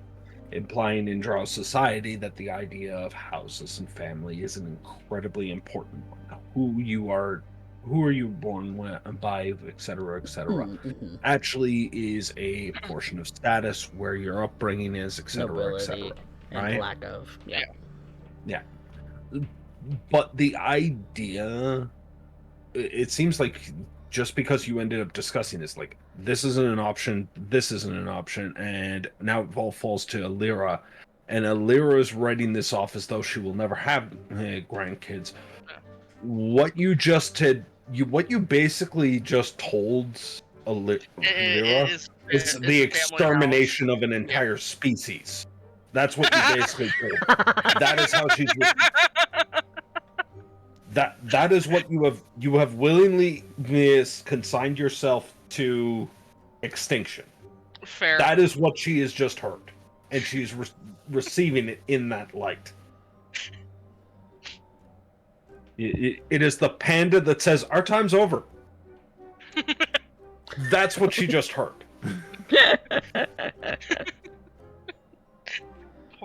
Poor Lyra. Thinks an extinction event's going on because of the Stormcrow family not going on. Well, It's a little silly, but I can understand how that no, would. no, how it's that actually fairly serious. Like She's- the Stormcrow. Yeah. This is the end of the Stormcrow era. There is no Stormcrows after this. Nope, exactly. They do have a few cousins floating about, but Yeah, but your portion of it is gone. Yeah.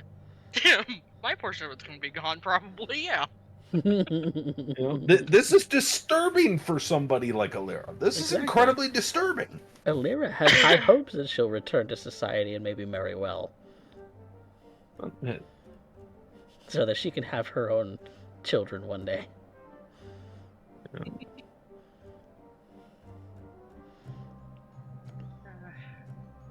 I don't think M's going to die out in the field.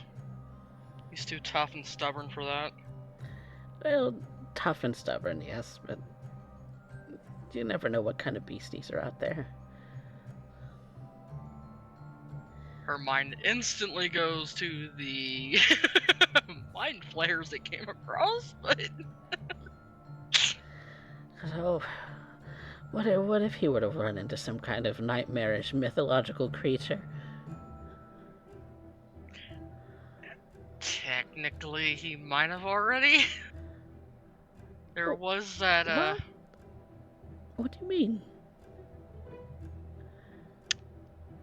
She is going to tell them about the undead dragon that we had to fight. Oh! In a volcano? Uh-huh. No. Dragons aren't real.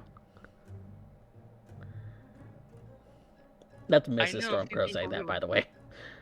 I know a few people who would beg to differ. No, they're creatures of myth. They don't exist. You got to fight a dragon without me? Yes. The remains of one, to be technical. I can only imagine how he would have looked in life. I am so upset with you all. And Kurobi's gonna pout. Kurobe's pouting. He's pouting because he And didn't. So you have to told him you skipped his birthday. And then there were the you call them illithids, right, Lyra? Down in the caves. Yes. Yeah. Those weren't fun to fight either. Oh, they were terrible. If I don't see another one of those for 100 years, I would be too soon. Yeah, Mister, I'm going to get caught down there a few weeks. Oh. Oh, the adventures that you all have sound so frightening. She kind of just clutches whatever brooch she's wearing on her dress again. Cool, that's a lot to take in. Well, I'm tired out by listening to all of your adventures. See, this is why I don't tell my mother about the things that we do while we're out. Oh, I worry about Embryl. Oh, with those kinds of things out there, who knows? Oh, my poor boy. He's a lot stronger than I am, Mom. He'll be fine. Oh, well. Perhaps. And he did say that he had some special training from the program that he volunteered for, and so I imagine they've trained him very well. I'd say they have. We had a small tiff in Combe, which has been resolved. But that's just our typical brother-sister shenanigans. Although we're a lot stronger this time, so it got a little bit out of hand for a moment or two. Oh, that's no good. That's fine, neither one of us are hurt. We made up after that. Do what you can to convince him to come home.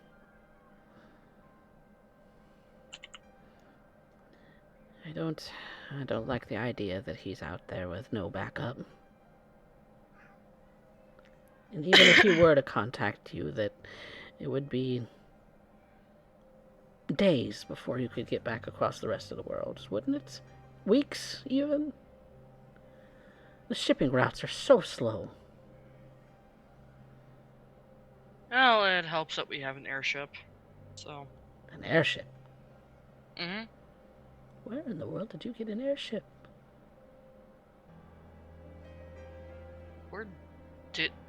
We got that in Ionia, didn't we? I believe you did, yes. Diamond City. Yeah. Brain did a thing. Go figure. There's a lot of things to remember. We picked one up in Diamond City.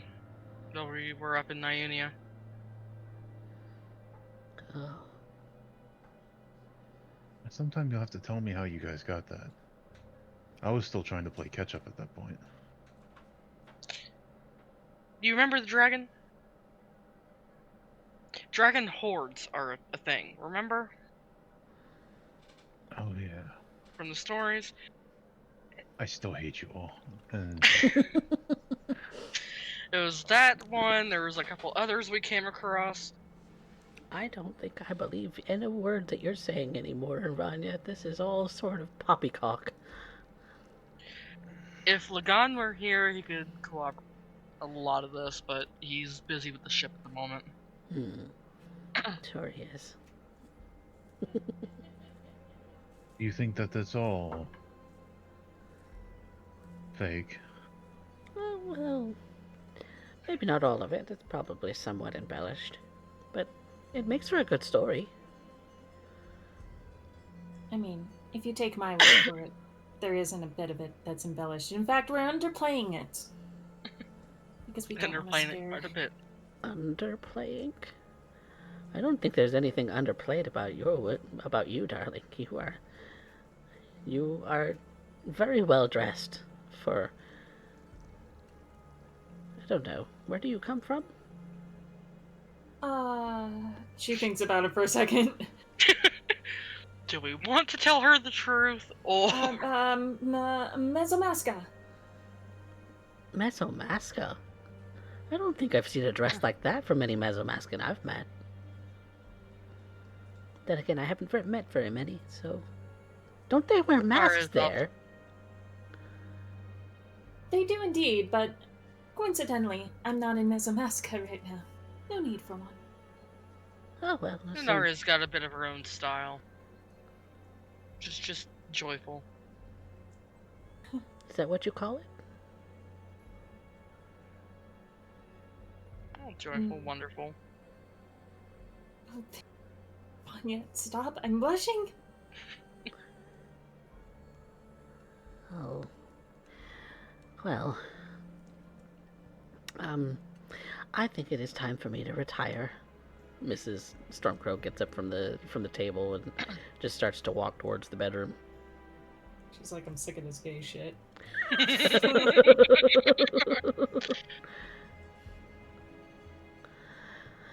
Robe would probably go about collecting dishes and start cleaning up. Mm.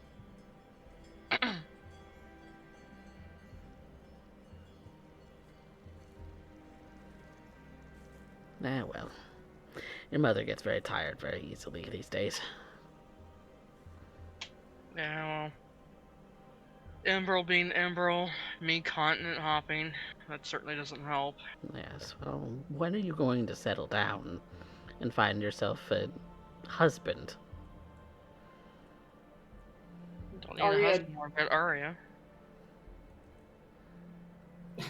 Arya just flashes like a surprised look at the two of them, like, oh.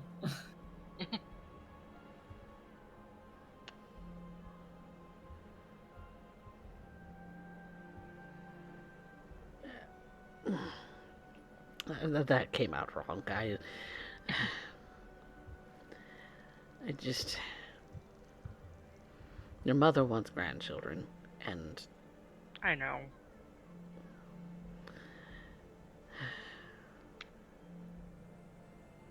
you and Emerald are the only children we have left, so...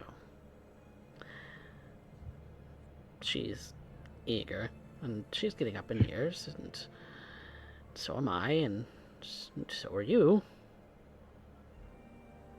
You're well into adulthood now, and have to start thinking like an adult at some point. I do think like an adult. Gallivanting around all of the countryside isn't an adult situation, my love. Robe's just gonna. No, but Is what it? we're doing in Sorry. the process of it is. Like I said, we're mostly in Drakefast on official-ish business. So you're not staying. I don't know where we're going to go after this. We were going to go over, visit with you guys actually once we got done, but to my surprise, you moved here. Well, it was a necessary thing to do. Well, I understand. Actually, a pleasant surprise running into you here.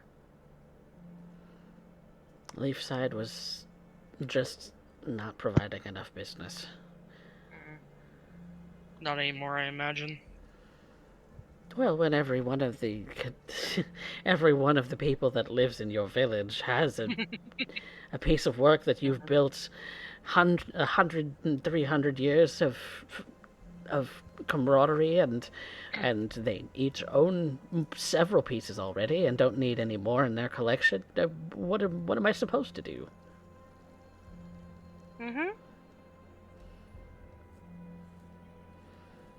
And your mother fought against the move, but we did so anyway. Otherwise, we wouldn't have had the goal to be able to maintain the house. So. I assume business is doing much better out here. Oh, much. There's plenty of people who do not have a Stormcrow original in their collection. I imagine you get a few orders from Colecaster too at this point. Oh, plenty. Being so close. The capital has since become aware of my wares and, well, have actually started book requests that that orders for the music academy start being taken seriously, and I'm going to need more craftsmen soon. That's wonderful news. Oh, well, it won't be a Stormcrow original at that point. Each piece won't be handmade. It'll be made by assembly, if anything else. Much like everything else arcane in this world. Yeah, but knowing you, you add your own flair to it and keep it as close as you can. As much as I would like to. The timetable on which the Academy wants all these things, they want 50 pieces in a year. 50! I can't do that on my own. Oh no, certainly not. So, uh, it's just one of those things. You'll figure it out. You usually do. Well, I should actually be the one to clean up around here, so I'm sure you have other things that you have to get to at some point tonight. I'll help. Hang around for a little bit. And he starts to help with cleaning up dishes, Kurobe and everyone else. You kind of see the whole thing is starting to wind down just a little bit. Yeah, Vanya's gonna be helping out too. Okay. Dishes move along quickly, which means that you are being politely removed from the house.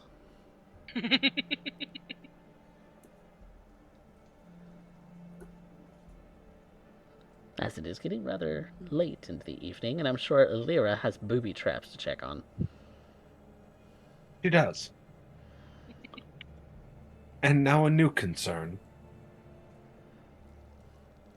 What concern would that be, Lyra? The continuation of the Stormcrow line.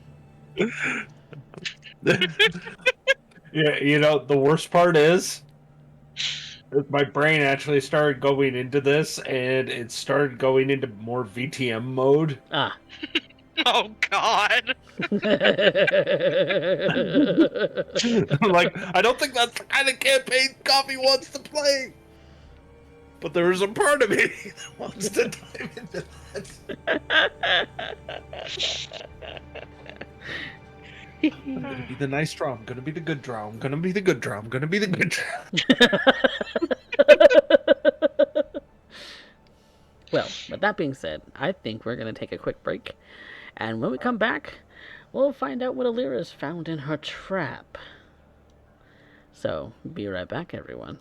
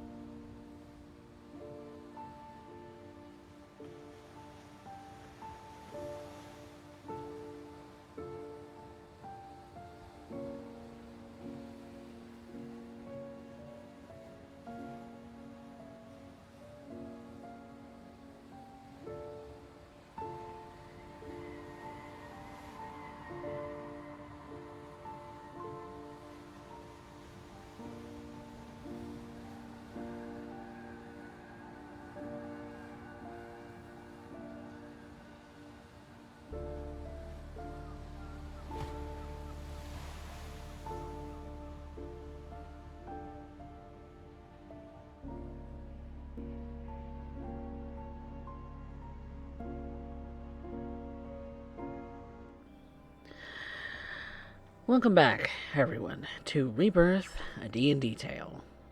And last we had left off, the party of adventurers, being Vanya, Alira, Arya, and Karobe, who are all present at the moment, are just leaving the Stormcrow house. Having had dinner and a conversation with both Mr. and Mrs. Stormcrow, maybe things got a little awkward, but it was mostly good conversation. But as you're walking out, Vanya, your father holds you back for a moment and says, "Be safe, please." I will be. It's been a little dangerous at night, so just be on your guard. Stay to the lit roads. What's been going on? Nothing confirmed, but rumor is on the street some of the well-to-do civilian houses, a couple of their people have gone missing. Nothing confirmed. It's just that these particular individuals haven't shown their face in weeks. That's not good. Some we'll have to keep an eye out for then. Don't get yourself into any trouble. I'll Me, take good care trouble? of her. Never. That's a lie, Vanya, and you know it. I've got Arya to stop me, and these guys have had my back since the start. I expect you all to take very good care of my daughter. I absolutely will. I know everyone else here will also do so. I say about swinging by tomorrow or in a day or so and introduce you to the other two who couldn't make it. All right. Well. And then you'll see why I am safe. Well, I don't want you to go missing too. I know. Or my dead body. We tried that once and you still came back. True. That will probably be for a story for another time. As, I'll let M know you're worried when we get back to the tumbled wench. he's just... I hope he knows what he's doing. He does. He's a stubborn as an ox. Well, we may get our looks from Mom, but we both take after you. Yes. So, And for better or worse. for better or worse, I suppose. Just be safe, Vanya. I will be. I don't want to have to tell your mother that you went missing too.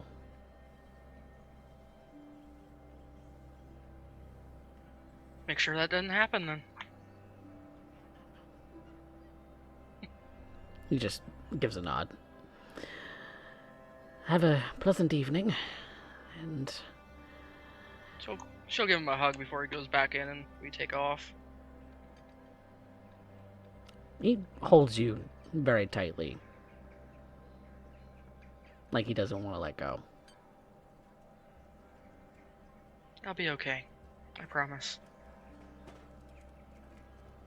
I'll hold you to that. If you don't, I know a couple people who might be able to bring me back so you can kill me again. What? Nothing. Such morbid talk.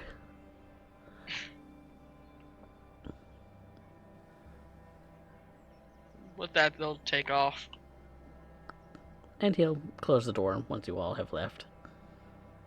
And you do hear several locks on the door.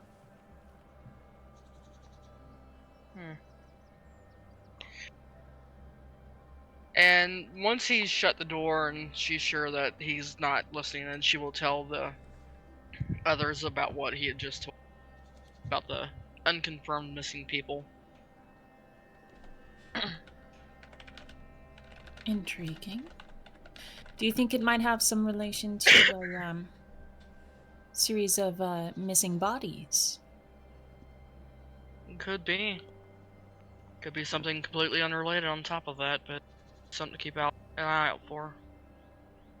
I feel like every time we get into these things, it's rarely unrelated. So do I.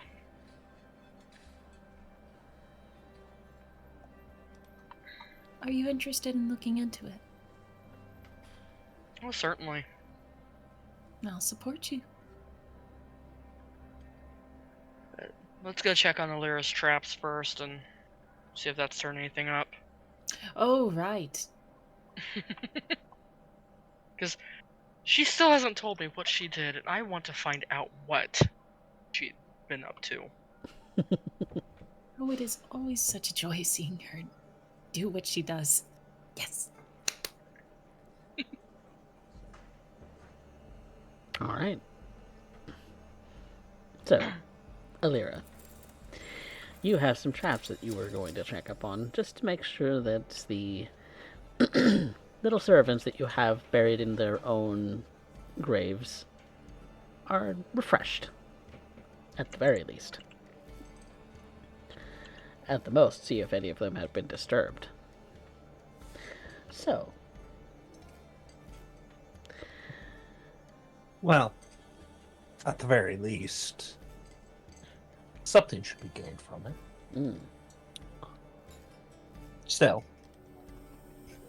I go back, since I presume that the entire time we were off in Vanya's estate, that was basically a rest unto itself, as we basically wine, dine, and were fed. yes, a short Especially rest those would have been strange had. little cakes.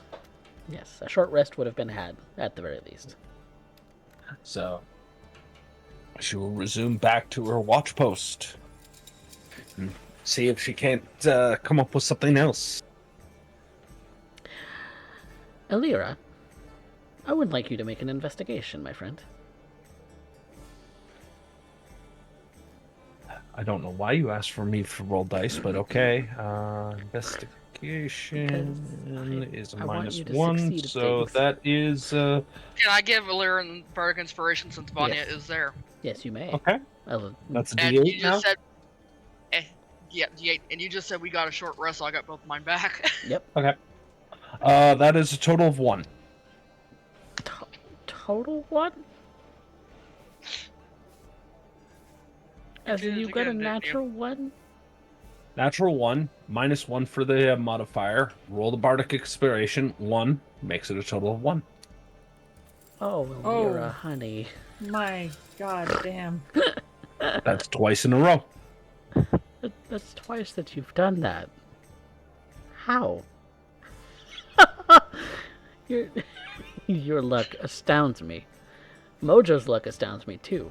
I am astonished by all of the dice rolls that come out of this party. Polar opposites. We have a new one, Raven Dice, which is Yeah. that it will always choose the most chaotic 1 or 20 at all times. Always the chaotic result. Yep. Yep. Mhm. Oh. Well, you go to check on your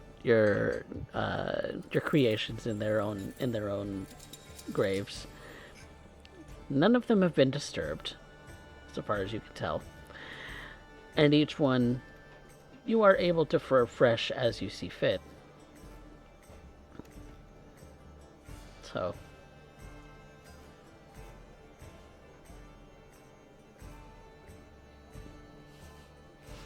what do you want to do next?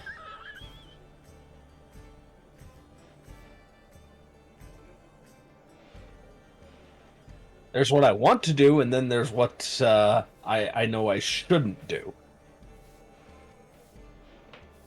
I am up for whatever you want. I have to wait. That's all. That's the whole point of this. This is to try and catch somebody in the act, and so I am rolling dice.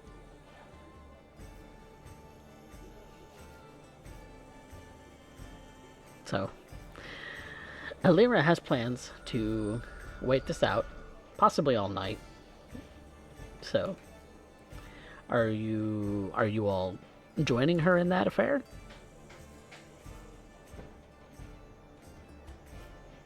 Probably join her for the first couple hours, yeah. Okay. I will intend to stay all night as well. Okay. I don't know what precisely we're looking for beyond just, the necromantic shenaniganery, but, if there's any way I can help. Okay. Kurobe?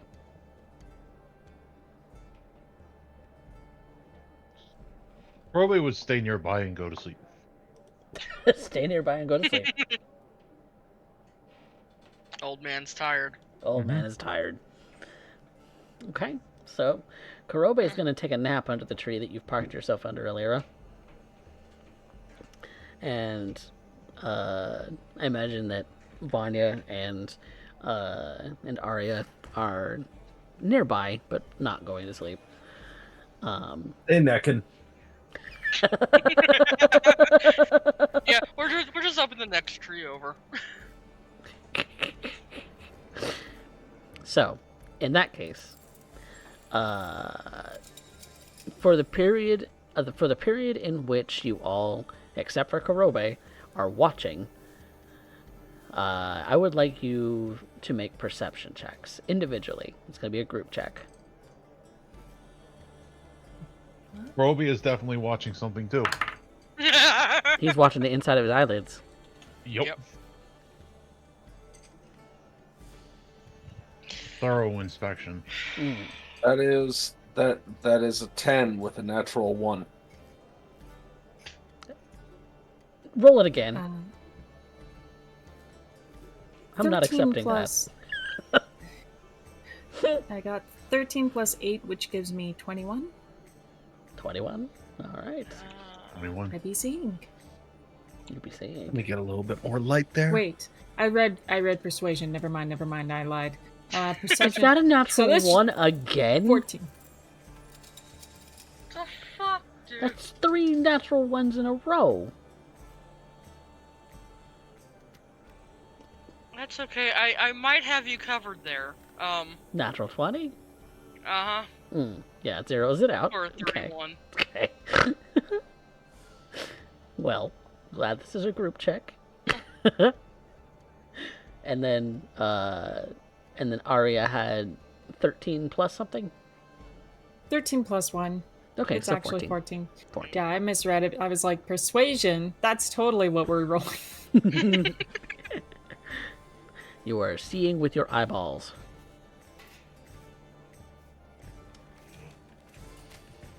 I had you roll twice. I guess that would be your advantage because you are a nighttime perceiver.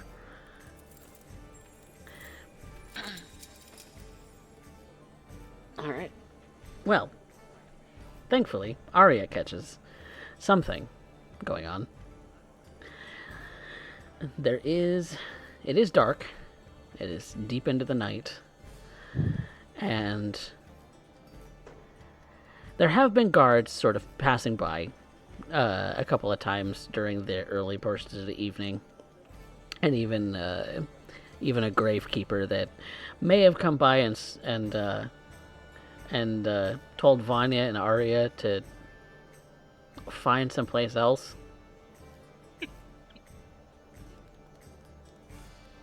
But they convinced them that they were doing nothing of any sort of wrongdoing, and the guard and or gravekeeper walked away. But in all of this, There is an unrecognized shape that you do see in the distance, Arya. It's hunched over one of the grave sites. It's in the distance. It's about... Your dark vision would only be able to point out that it is a shape in the dark. Beyond that, you don't know what it is. You mean Vanya? Oh, well, and Vanya, because Yeah. natural 20. Yes. I try and peer at this moving image. I certainly point and try to be subtle in pointing it out to Vanya to just watch the figure. Should we perhaps be silent? She's gonna nod, and that is going to also pass without trace cast on the entire group of us. Okay. So you're all nearby to each other, pass without trace. So, what do you do?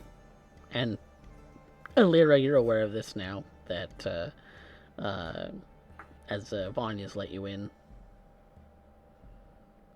on something going on in the distance.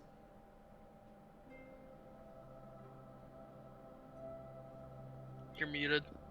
Well, then I guess I better hop on Vanya's shoulder and hope that I'm not pushed off by a stray fey elf or dog at that point, and we will go investigate. Apparently, there's a lot of territorial animals about this shoulder and lap.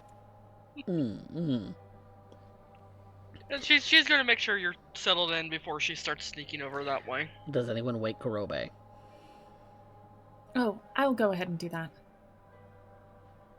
And when I do, I just put my hand on his shoulder and give him a little jig, and when he opens his eyes, I just say, shh.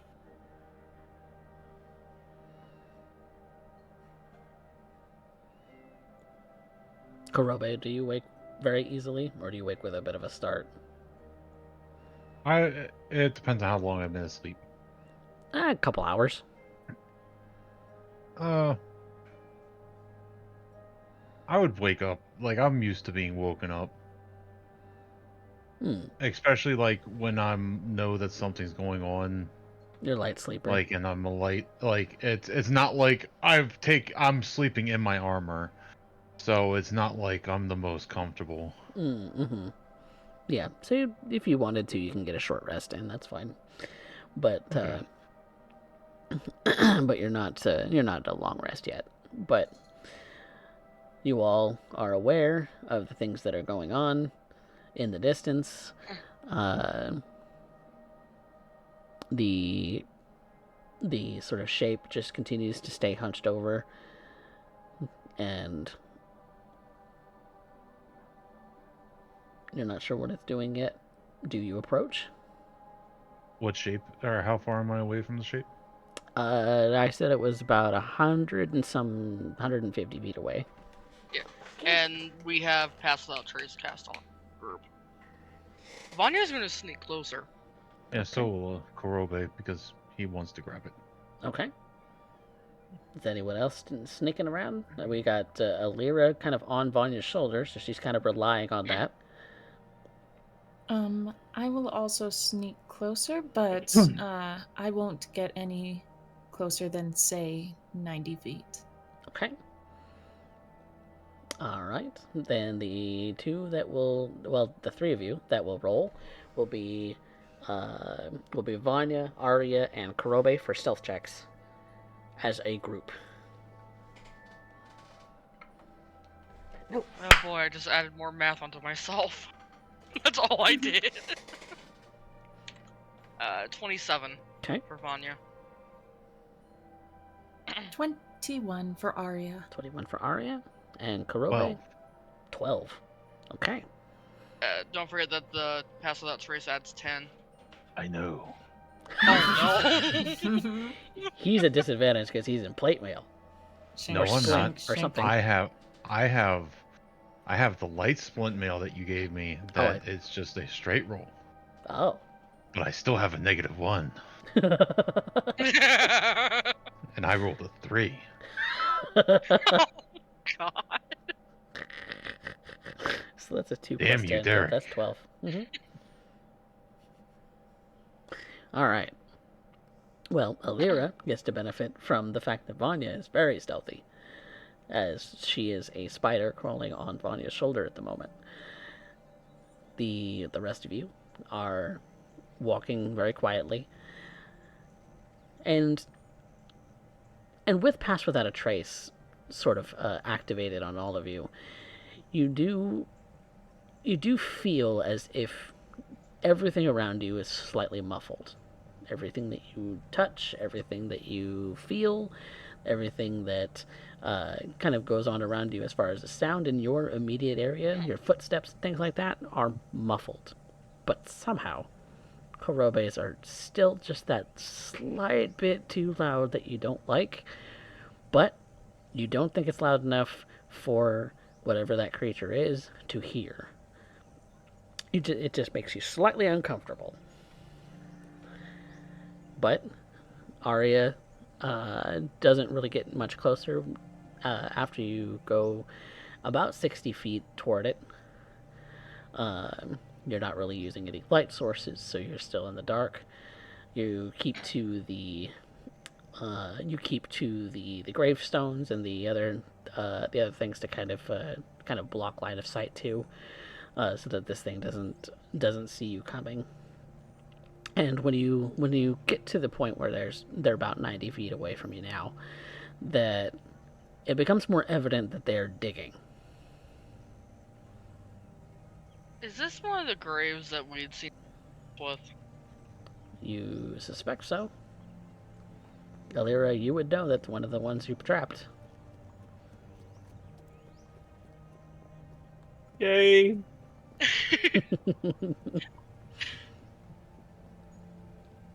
I'm just gonna stay put and watch because I want to see what trap she had laid out. I want to be within springing distance, but yeah, I will watch Yeah, this. yeah. Okay. Oh, within springing distance if need be, but definitely just want to watch this. So what's springing distance for you? Within 30 feet to run up and grab them.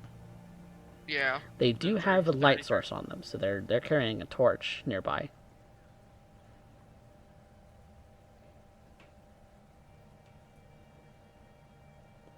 So they would have bright light within 30 feet of them, and they would have dim light with to 60 feet.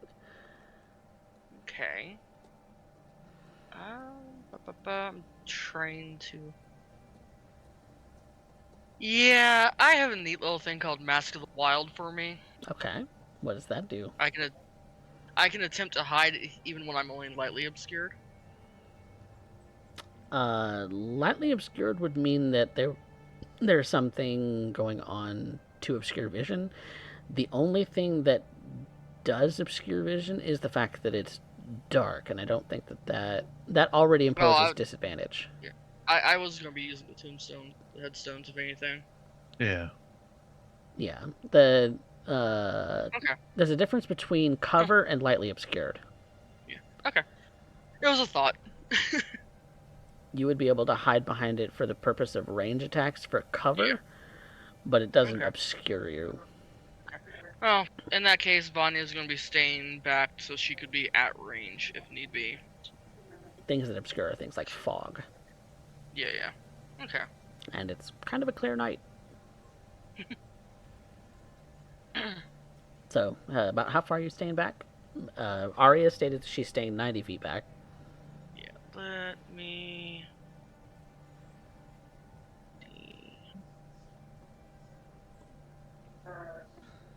Yeah, about anywhere from 70 to 90 feet back.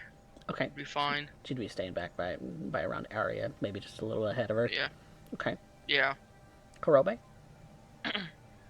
Be on the edge of the light in his blind spot. Okay. So, with that, they are going to make a perception check, because you're wanting to get within 30 feet, right? Yeah, I'm gonna try to hide behind a gravestone, basically. Okay. So I'm going to keep your stealth in mind as well. If Can I I might make be... another one to hide? Go ahead. Sorry. You're fine. Sorry, what was the question? I didn't know if Kurobe was done or not. Sorry, I interrupted. So, Yeah, that's is there anything that's else? what I was questioning. What was your question, Kurobe? Okay. Oh, can I make another one to try to hide behind the tombstone? Because that covered the approach, but... That covers the approach and anything subsequent. So you're at a 12. Because it was a group check, so everyone passed as far as the whole group moving up, but now you're moving up individually, so you're on your own. So your own role is affecting things. Alright, if he sees me, I tackle him then. We shall see.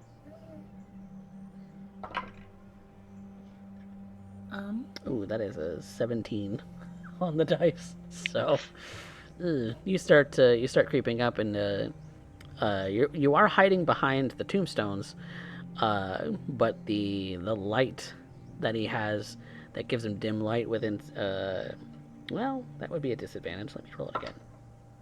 Nope, that's a higher roll. Well, I was trying to give y'all the advantage on that one. So Kurobe, he does notice you. Okay. So you're... Like I said, you I'm within... going to tackle him. Okay. Then I need you to make a strength check, because you're essentially going for a grapple. To be athletics versus athletics. Okay. I'm okay with this.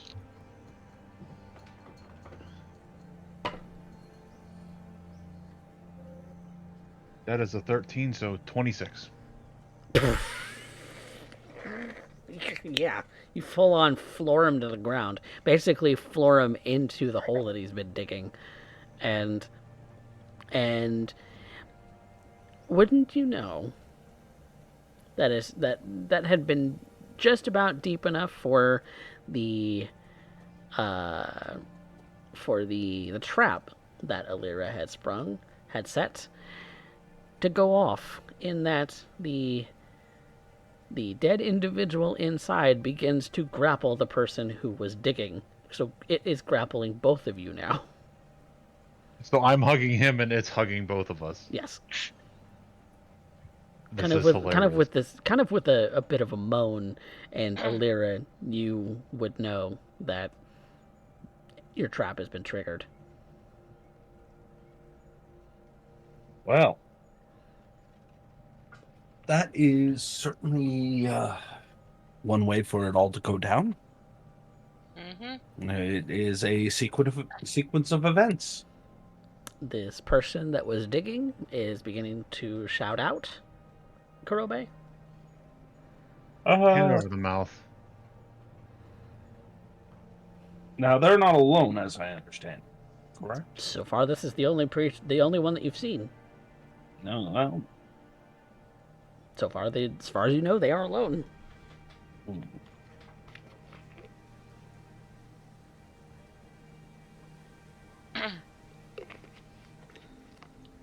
Well, if that is the case, then, well, I've seen what Kurobe will do, so I'm just going to give the mental command for the skeletal remains to grab hold and hopefully be able to end up being able to assist Kurobe.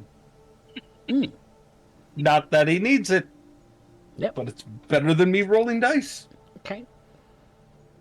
Arya, you see this from a distance. You see that Kurobe has been spotted. He jumps out, he lunges, he tackles this person, they fall into the grave, and they start screaming, and then are suddenly silenced. I'm wondering whether or not this is just a normal person, like the grave keeper. I think what I'm going to go ahead and do is I'm going to hold action for either of my reaction spells, which is Silvery Barbs or Counterspell, depending on the situation. Those you don't have to hold. You can just do on a Yeah, reaction. Point being, I am holding the situation. I will get 30 feet closer, discreetly, and So within 60? Okay. yes, I forgot to level up earlier, but now that I have it, I know I have Divine Sense. Can I use that? You can Divine Sense. I'm at Divine Sense. So I can tell if something is evil. I have a strong register of it. Now as a seemingly developing skill in me. Mm-hmm. I can open my awareness to detect such strange forces. Until the end of my next turn, I know the location of any celestial, fiend, or undead within 60 feet of me that is not behind total cover. I know what type it is of any being whose presence I scent, but not its identity. Within the same radius, I can also detect the presence of any place or object that has been consecrated or desecrated, as with the Hollow spell. Okay. There is nothing in your range of sense that isn't already behind total cover. Okay. Except for maybe a hand that you see that's kind of jumped up and then come back down. And it had a very sort of undead sense, but it goes behind that. Behind the dirt of the grave, once again, pulling Karobe and the individual digging down with it. Well, I thought he's died before. I'm sure he can pull himself from the grave again. Good luck, Karobe. I am here. Should you need me. Okay. Elira, are you coming out of here doing anything in particular, or are you just watching as your undead creature just grabs? You're muted. Sorry, I got a cat that is currently planking. I am, like I said, I'm skeleton assist Karobe. Outside of that, I really can't do anything that's not going to actually hinder the situation more. And Okay. it's Karobe, who you might as well be asking somebody to roll grapple checks against the Tarrasque. True. Very true. It is a goal of mine. So, So Karobe, so, I suppose you're the person in control of this whole situation. What do you do? I'm going to just kind of like look over to him. All right, no yelling. Who are you and what are you doing? And I'm going to very lightly lift my hand off of his mouth, getting ready to clamp back if he starts screaming again.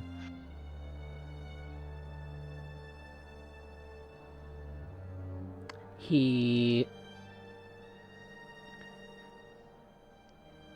seems very scared, not necessarily of you, but of the thing that's currently grappling him, the moving corpse is what's frightening him at the moment, and he just seems to want to cry out as a result and just try and claw his way out of your grip. So he's going to try and wrestle his way out of it.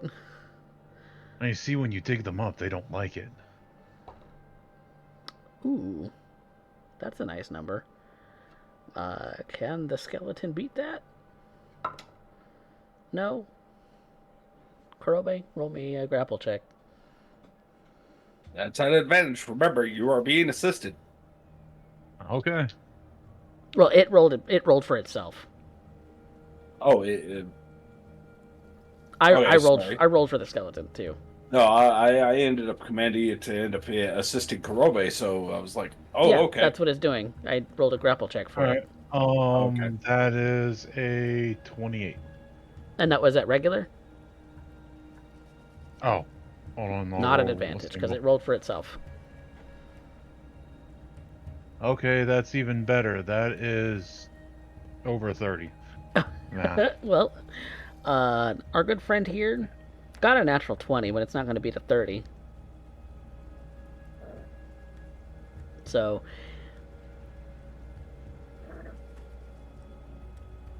That would be 32. Sorry. okay, it's not gonna be. His natural 20 is a crit, so I'm debating. I I typically don't add modifiers to natural 20s and just go with a crit. So, yeah, he somehow slips out of both the skeleton and Kurobe's grip and Yeah, just Hercules here. starts running. I'll run him down and tackle him again. Okay. So, he's using his action to dash, so he is going to get his full 60. If you use your action to grapple, you will not catch up with him. He would have had to stand up, which would have taken half his movement. And then, well, yeah, because then he would do 15 and then 30. So, yeah, he would still be 15 feet ahead of you if you use your action to grapple him. It would also be an attack of opportunity if he's doing so, because he's not taking his action away from 2. So, an Yeah, attack I of could grab him. opportunity is a weapon or unarmed attack, not a grapple check. Either way, I'm going to dive after him again, and it's a jump. Okay. So So, unless Those you have Sentinel, it's Kurobe not going to doesn't- stop it moving. Yeah, how the hell is it that Kurobe doesn't end up moving at like 80 feet per round? He's a he human. is still an old man. He's just got old man strength. Okay. So, roll me. Are you attacking with your weapon or unarmed? It would be an unarmed attack, but you can replace a grapple with that. For an So attack of I'm just- opportunity or just an attack? 'Cause- I'm just gonna I'm just gonna dive him and jump, run up and jump him again. I'm not gonna worry about hitting him. I don't want to hurt the man until I know that he's a threat. Okay. This is where, things get a little bit dicey when it comes to the rules as written, because I don't know. You can replace an attack. Yes. You're swinging an attack of opportunity at this moment. No. So does that mean I, that you can replace an attack of opportunity with a grapple? I instead of looking that up and arguing that, I just foregoed my attack of opportunity, got up and ran and jumped him again. Okay. So he's spending his action to dash, which means that he's 15 feet ahead of you. So you are using your action to jump. And tackle him. Okay. Then make an unarmed attack roll. Okay. That is +9, so that is a 22. Okay, 22 is going to hit. So you hit versus his AC, right? Yeah. Okay. Then you have hit him.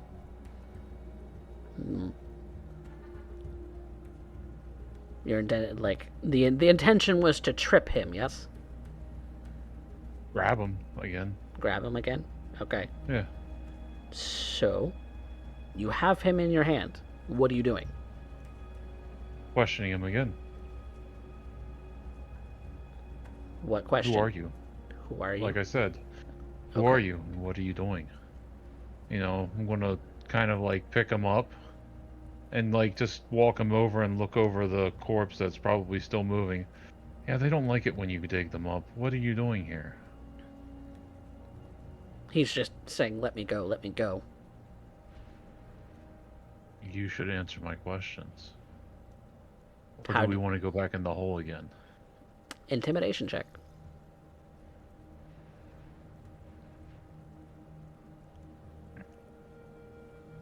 That is a straight roll for a 17.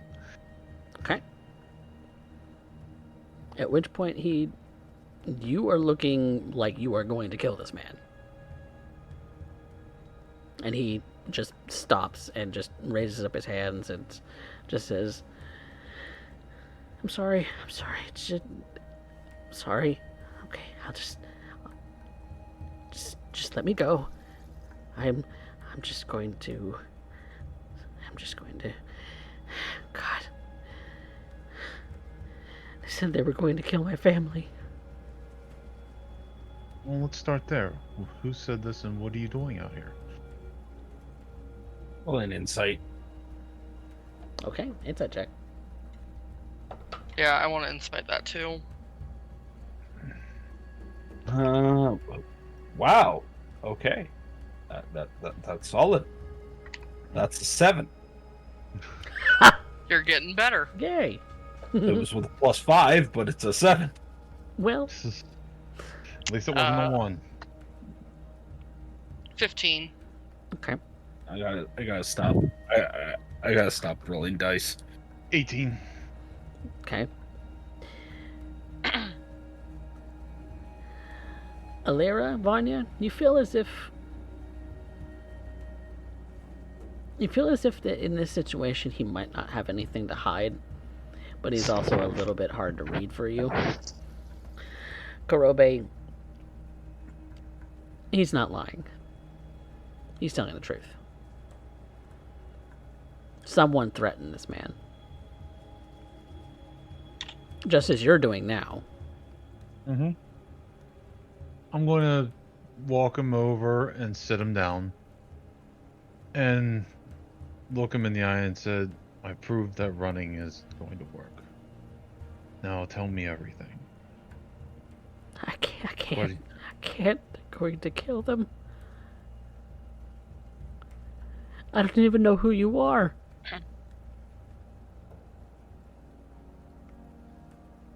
And if I tell you Someone my that name, might you're be going to able to kill help. them too. Does it look like I'm trying to kill you now? Yes!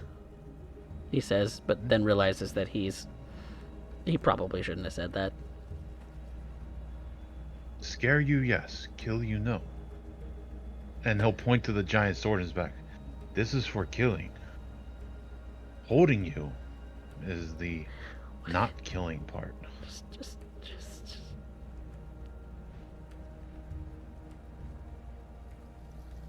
They're going to die.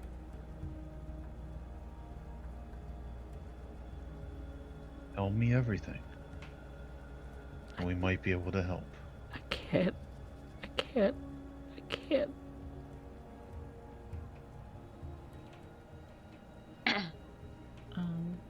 Arya is going to make her way over. By this point, everybody And- has, I'm sure. Yeah. When she arrives to this person, she's just going to gently, just kind of gently shush at him, like, shh, shh, shh. They've already started to make the move. We apologize for the very intimidating approach initially. We were trying to find out who has been causing problems around this area. We're not here to harm we're not here to harm you.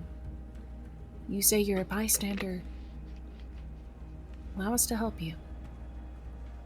We'll find protection for you. We'll find protection for your family.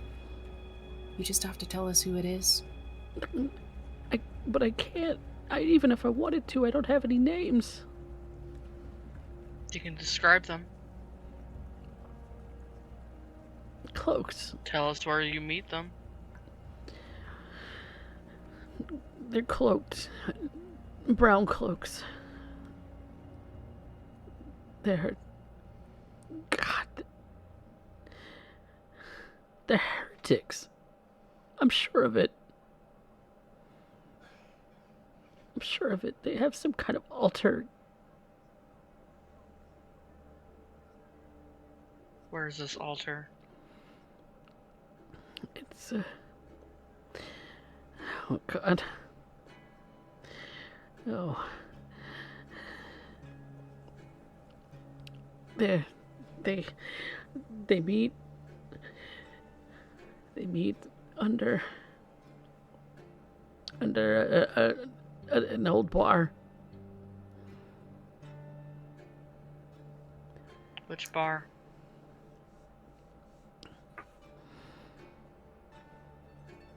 The Cunning Dragon.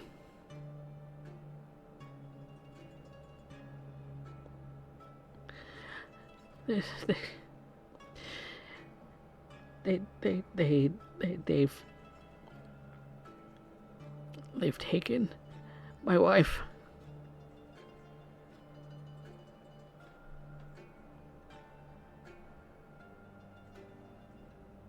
And when you look at this man, he's dressed in sort of this drab, sort of brown robe, like it's made out of burlap. But when you look at him, he looks like someone from a bit of opulence. He's wearing some really nice gold earrings and a necklace that looks as if it's made of platinum. And underneath that cloak, you see that there's like this kind of collar from a very nice shirt underneath it, where the hood's kind of pulled up. You realize that he is of elven lineage, and he has, you know, relatively pale skin and pale hair.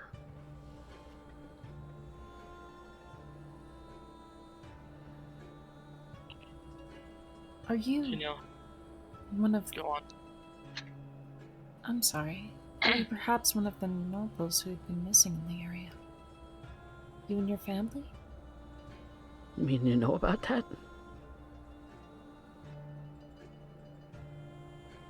She just nods silently.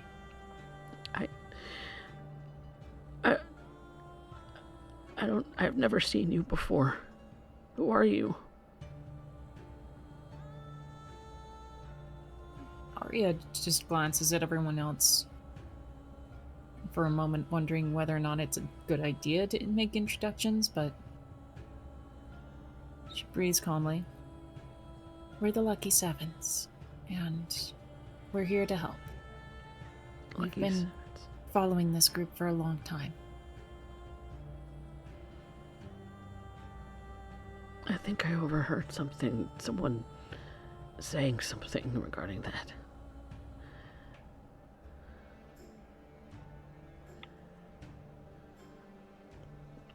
I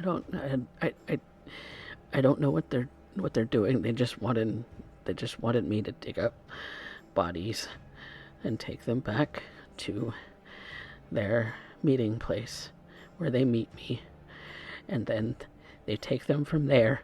And I don't know what it's. They said if I don't do it, that my family's all going to be executed, strung up like they don't care. Do you know... Perhaps do you know whether or not where your family is? I don't know. You don't? The only thing I overheard was that they go somewhere else in the city. And based on everything that I know about the city, they wouldn't dare go and take them to the military compound, because that would be too obvious. That would be an obvious place to take some kind of...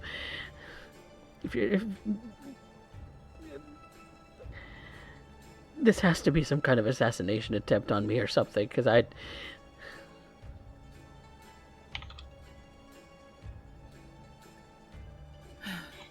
my name is...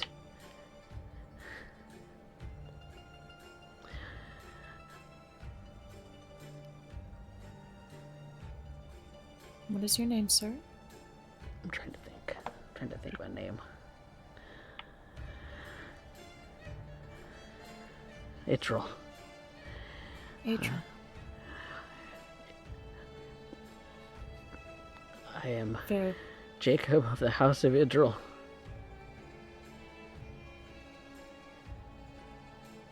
Understood. Jacob of the House of Adriel. I'm going to make a request of you. We will find your family. We will bring them back to you. We will do so with them alive. On my honor.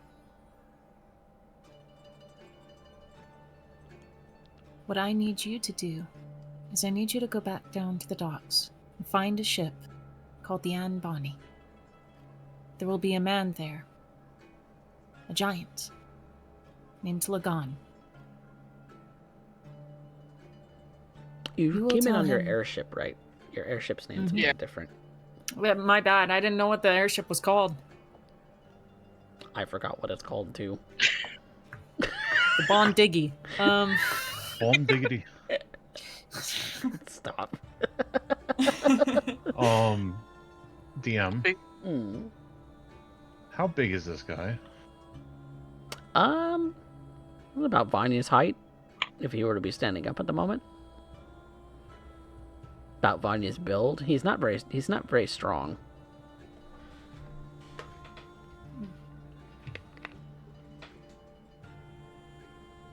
I was going to say, you're gonna find this ship with Lagan on it.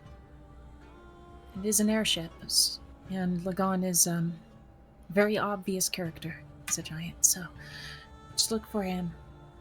Tell him that the Lucky Seven sent you for protection. I can guarantee you he will guard you with every ounce of his life. He's very strong, so you needn't worry. As soon as they realize I haven't followed through, they're going to kill them. We're going to need your cloak.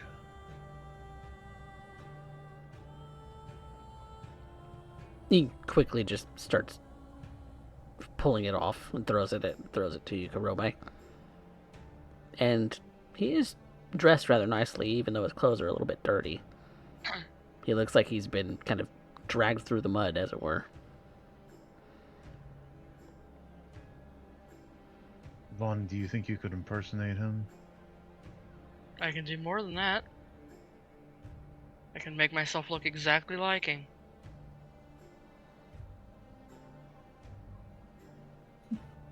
And that would be Alter Self cast.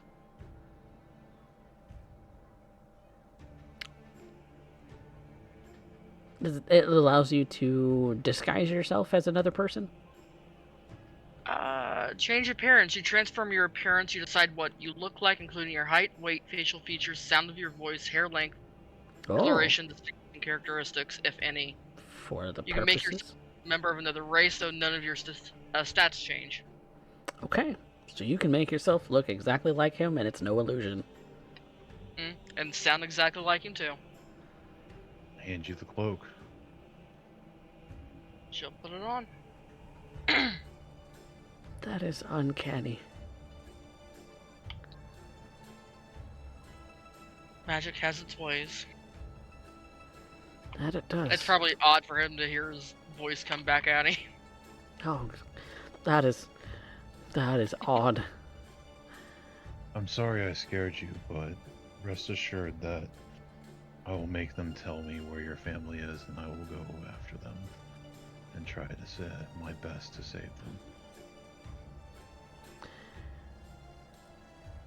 As soon as...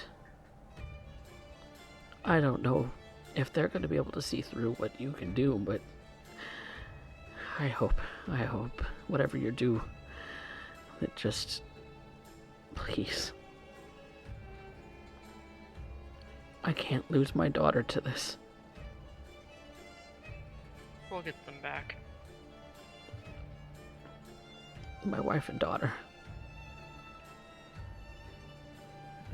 What are their names?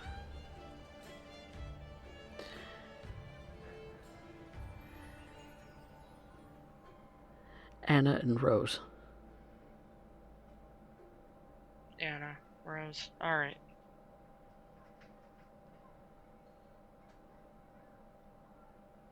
How in the world did I get mixed up in all of this?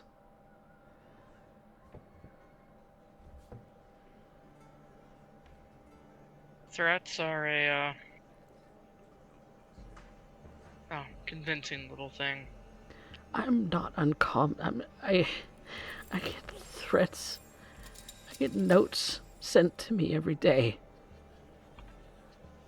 This group will obviously go beyond that. And you are right. They are heretics.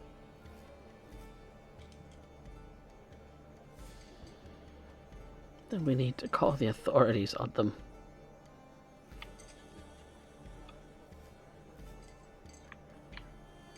Let us get your wife and daughter out first. We've dealt with them before. You have? Mm-hmm. Or groups like them.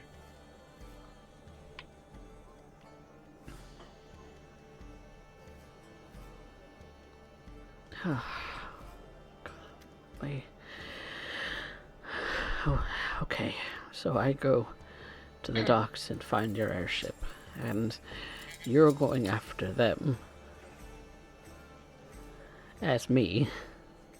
Mm-hmm. That is some trick that you have.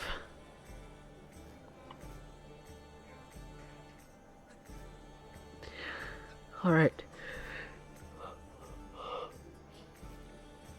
You're probably going to have to finish what I started.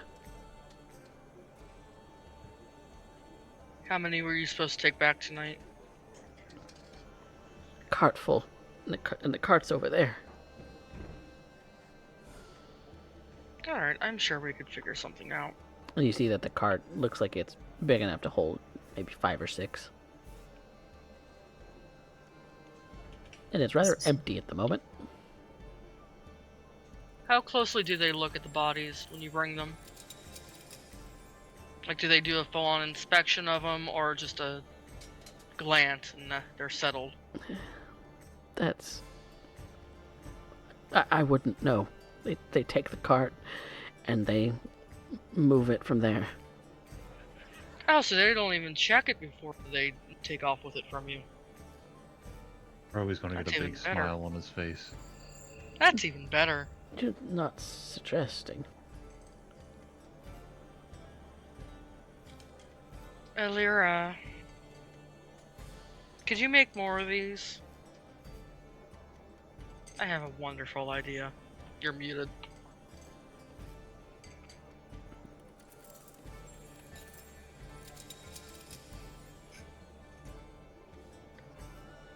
Who says I haven't?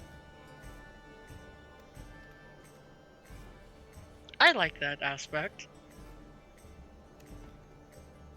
Well, we can put some of Alira's creations, which is what grabbed you down that grave. And you see that Into it's there. still attempting to try and... even though half of its body is still submerged in the dirt, it's still trying to grab for anything. Put some of them in there, maybe put these guys in there as well, and we'd have one hell of a way in. Before you go, Jacob, I hope you know what you're doing. Not a clue. We never do. And it somehow works out. Hence the name. Oh. I'm hoping beyond hope that you can do what you intend to do. And you had She's gonna switch to Elvish really fast. I promise you, as a citizen of this empire too. We'll get them back.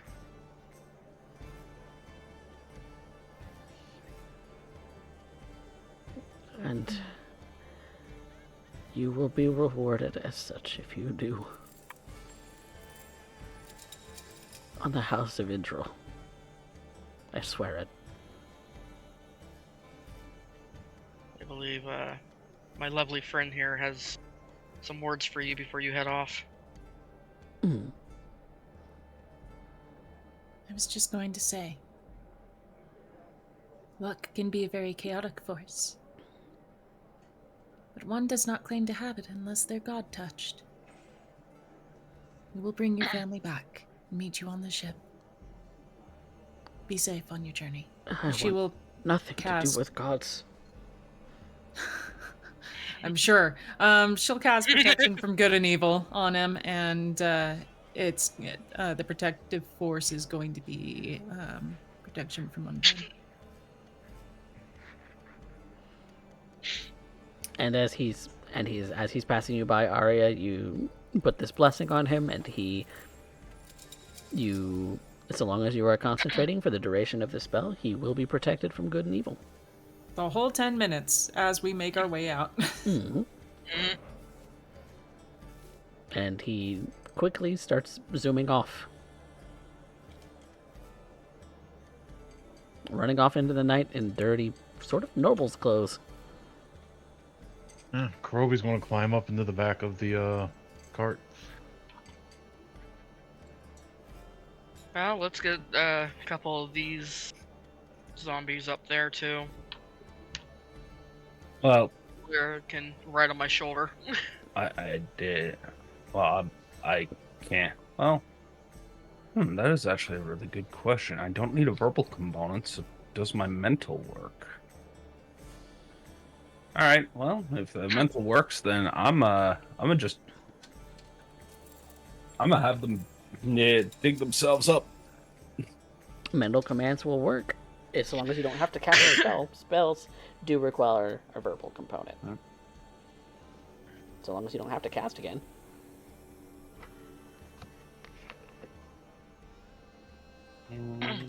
Let's see here.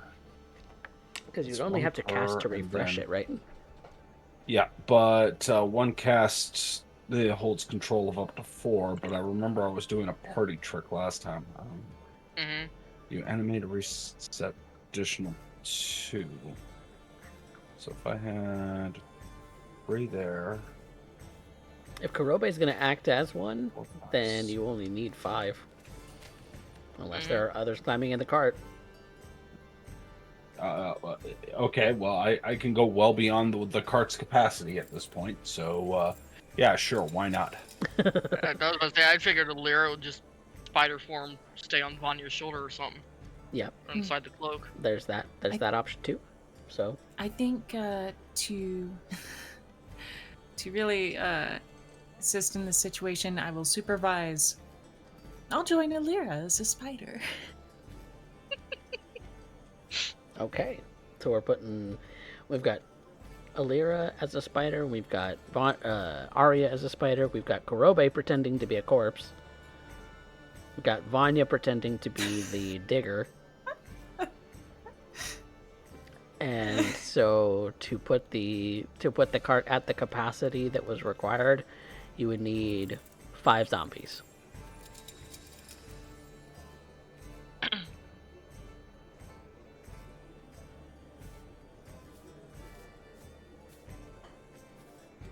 So you're putting 5 zombies in? Yep. Okay. So that requires that's only the one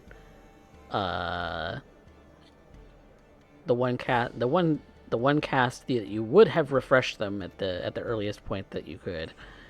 So long as you spend the spell slot, I'll retroactively let that happen. And so you dig up the zombies that you need. They are commanded to lay still in the cart.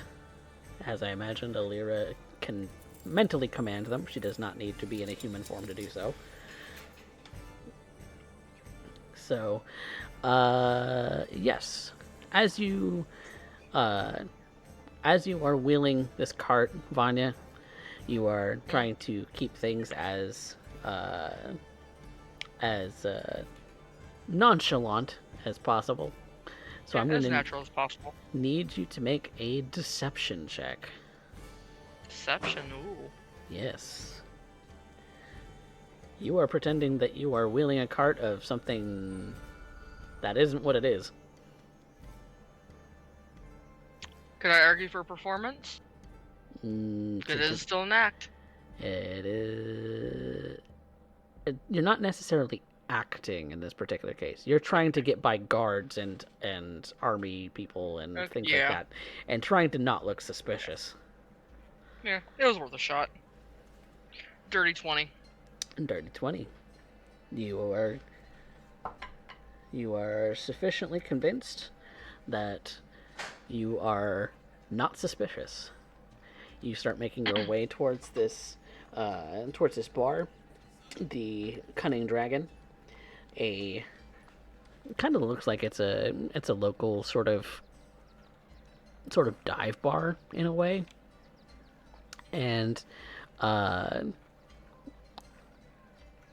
you sort of make your way towards towards the meeting point. Now, Jacob, before he would have darted off, would have given you like the password or whatever, because they do.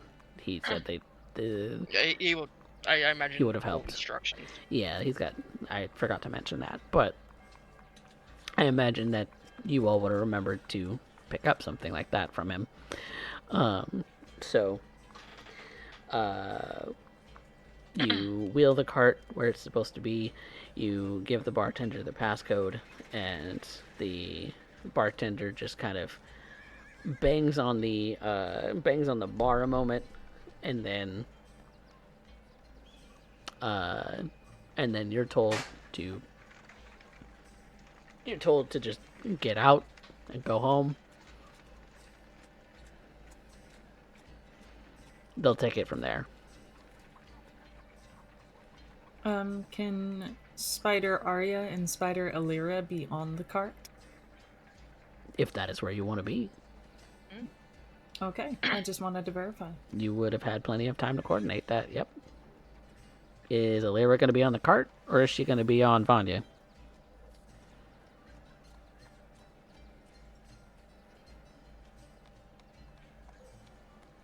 Derek? I'm fully content with being in the cart. Okay. I'm sorry. I thought it was established with both. I was like, okay. Well, I was asking I'm just going with it. I was asking just to make sure, because I want to know where everybody's at and that everybody's No, it's fair. copacetic with it. It's fair. So, Vanya, as Jacob of the House of Idril, you are summarily asked to leave. And the way of his speaking, the way he was nervous with us, I assume he's been so with them. I want to know my wife and daughter are safe. I want to see them. Getting all uppity now, making demands. I just want to ensure that they're safe. So long as you keep bringing them, they'll be safe. Please, just let me see them. My daughter's gonna be so scared. Make a persuasion check. That's what I was going for, thank you. In which case, he's making an insight check on you.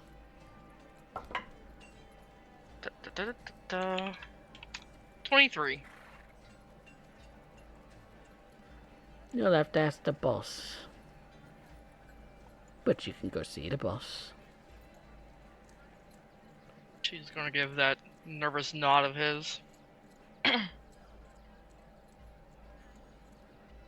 And the bartender opens a door to the back, and there are plenty of other shady looking figures in this place. Like, all of them are wearing cloaks. All of them you can see is probably carrying a dagger or two from their belts, and all of them look like they're up to no good. And yeah, the conversations that you may hear bits and pieces of don't lead you to any other conclusion. You go into the back room, and you see that this is kind of a larger space, where the cart's been brought in.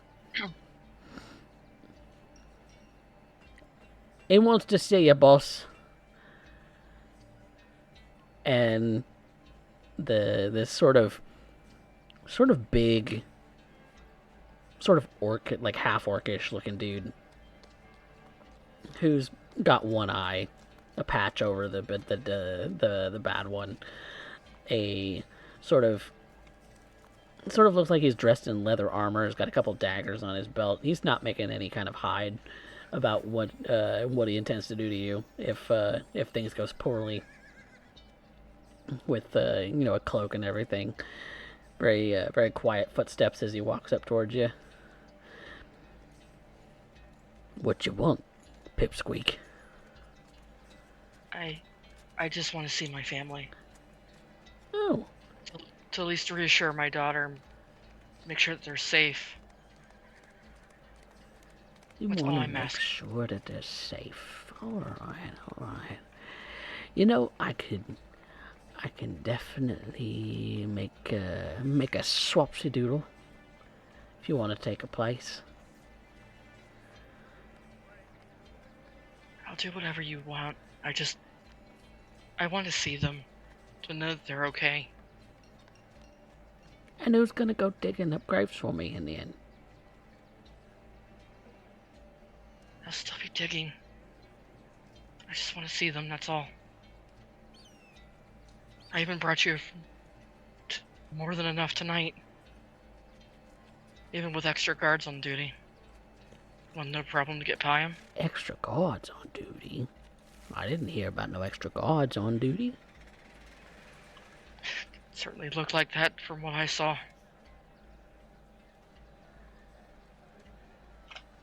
Okay. So you want to see your family. Want to make sure they're all right. And Vanya, he just kind of backhands you across your face. She's gonna allow herself to stumble. Okay, make a performance check. That is an acting.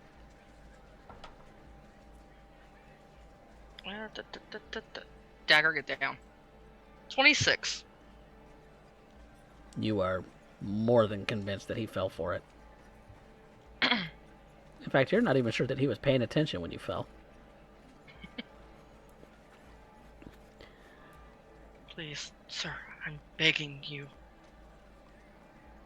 I'll give you whatever else you want. Look at him beg. Because you know what? The nobles of this town ain't got shit. They can throw money at everything all the time, all till the end of time. But as soon as you put any pressure on their actual existence, they crumble. He says to the rest of the people who are in this place, kind of look like they're loading and unloading other carts.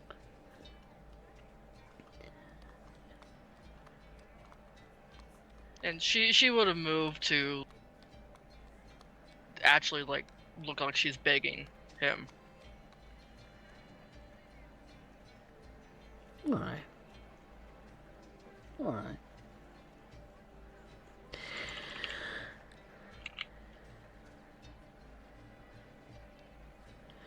You want to make sure they're alright? Alright. I'll let you.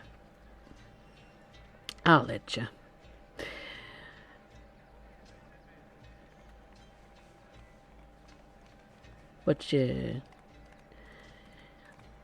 do realize the sacrifice has to be made tonight, right? I can find you someone. No. I think I got a volunteer right here. You want him safe? You're going on a chopping block bite.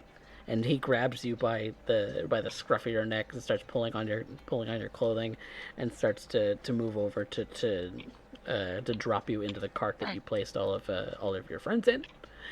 And She's gonna let him. She'll keep up the act as long as she needs to. Oh God, I'm not keeping up the act. I'm gonna disengage my polymorph. Oh no! Oh, okay. All right, Arya. You disengage your polymorph. You turn back into sorcerer self. Do I have an option to repolymorph? Or rather, cast polymorph again? Let's roll an initiative to see if you get to act before he does. Okay. Oh, this is going. Don't touch my girlfriend! Okay. Kurobe will just 7. stand up. Oh God. Okay. So anyone who got better than a 2, you can act first. That is higher than a 2, surprisingly. Okay. So all of you can act first. Great. Who goes first? Everyone else in this goddamn room is surprised. Perfect. I'll start. I'm gonna cast polymorph on this guy. Okay. So I think he needs to succeed a wisdom saving throw. Yes, he does. And I don't think that's going to do. That's a 2 on the God. dice. yeah, that don't do shit for him. That ain't going to do. This motherfucker's now a mouse. He is nothing but a rat to me. And as soon as that's done, I'm like, Kurube, get him! I'm gonna pick him up. Just grabs him. Squee! Okay. Everyone I'm else gets going to to- act on everyone else, because there's 4 other guys in this place. What else are y'all Remember, doing? we need him to tell us where they're at. True. Kurobe's just going to draw a very long sword while holding a rat in his hand. Are you doing anything else? I'm going to say, I have your boss. Surrender.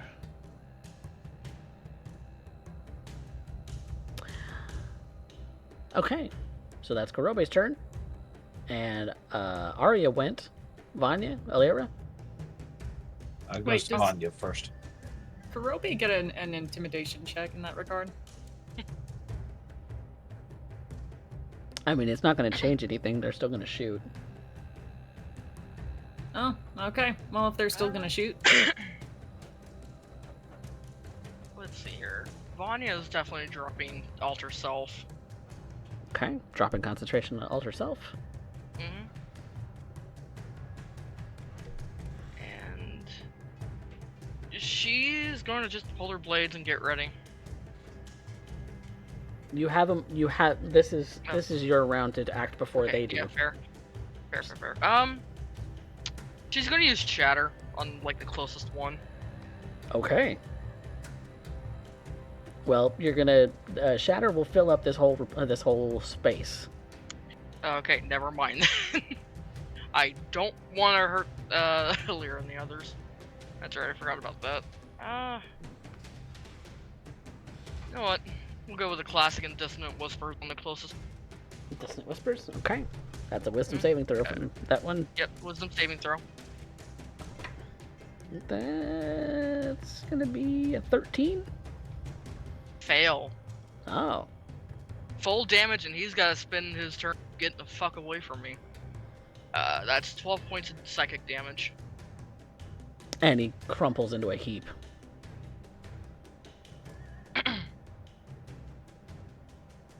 I believe it goes to our dear Lyra. Alira.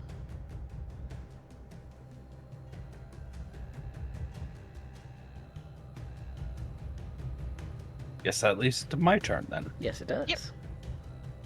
So, with that being said, I am just going to crawl into one of the skeleton's eyes as they start to swarm out and start to end up causing a very clear defend my party situation. So anybody trying to get near, getting attacked. Anybody who's shooting gets attacked.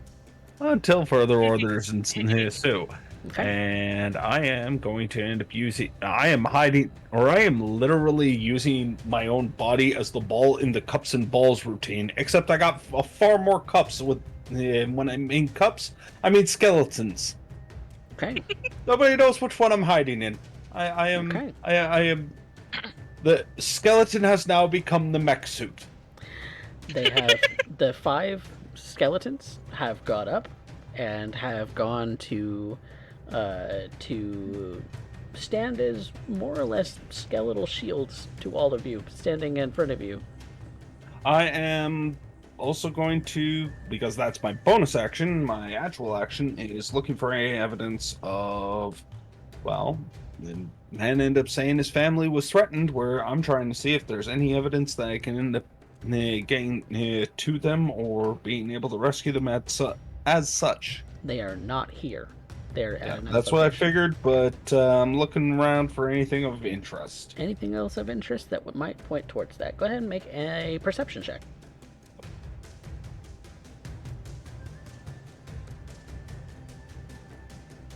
Moving on. What was it? Oh no. Don't ask. No. Don't ask questions you don't want to know the answer to. No. Okay. Well, you just don't see it right now. You're too busy. Don't. You're busy giving commands. fine. You're busy having fun with the skeletons.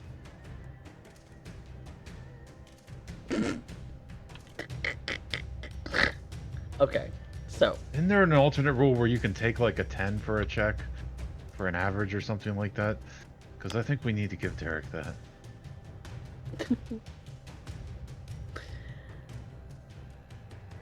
I mean, yes, but also everybody rolls for everything, so I don't know. I don't know if that would make Derek feel any better or if not. Let's just keep going. Let's keep it rolling. Keep it rolling. Okay, so this is their round now. So, the orcish fella is mouse, so he's going to attempt to bite as a mouse on Kurobe's hand. That's probably not going to do it because that's a 9. No, that's a 6. That's a 6 on the dice. That's not going to do it. Mhm. Where we have our cronies. I'm just gonna roll them like average commoners. They're making attack rolls with ranged weapons. Well, 10's not gonna do it on anybody here. I'm guessing. They're kind of going. They kind of look like they're going after Arya because she looks like the least armored out of all of you. But a 10 doesn't do it, does it, Arya? No. Okay. Crony number 2. That's a 3. Crony number 3. That's an 8. Crony number 4. That's an 11. No. Nope. Nope, didn't think so. Okay. Crony's turns are done. It's back to you all. Just going to get the threat. No. Whoever is next on initiative, go first. I'm just going to go up and turn my sword around so that I'm doing non-lethal damage and just beat the hell out of them with the back of the sword. Okay, make an attack roll. Alright, attack number 1. That is...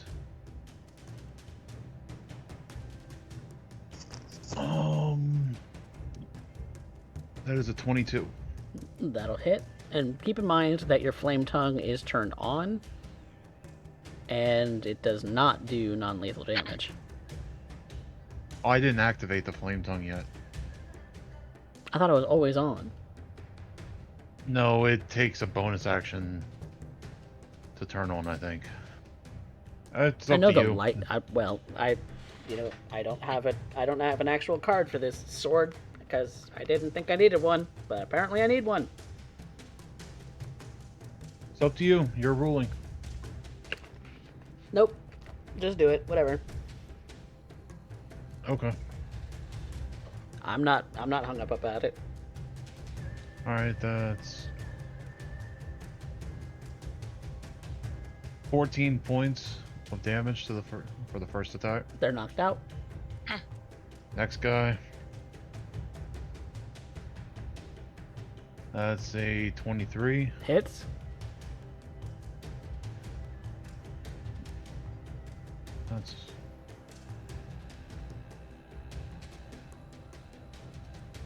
That's 12 points of non-lethal damage. That knocks him out. How many are left? 2.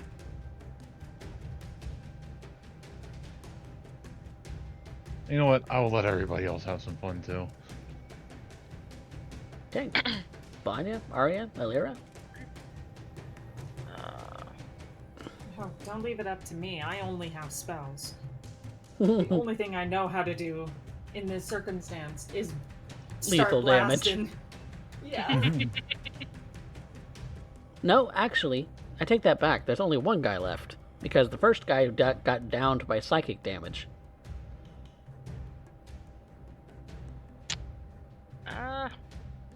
Screw it, he's gonna get Dissonant Whispers his way. Okay. Wisdom save, please. Nope, that's not gonna do it. That's a 12. Definitely not. 11 points of damage. And he is psychically rended. And Bleeding from the eyes and ears. that is all of the cronies.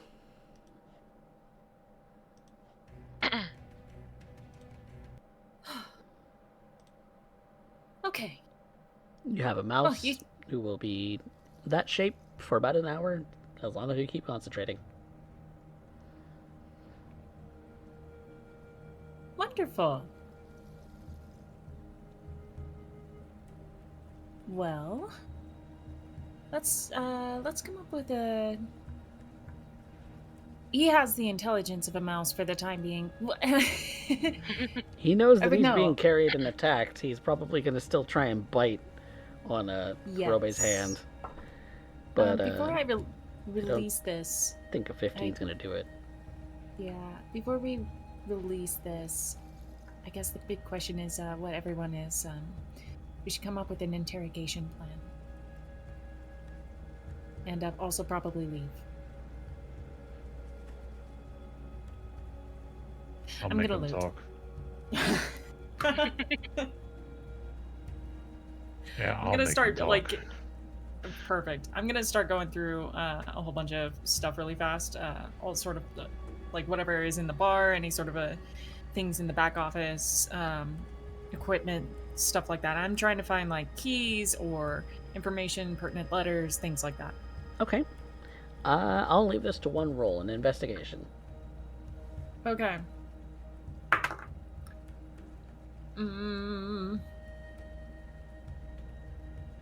That's a flat 10. You don't find anything of any kind of importance.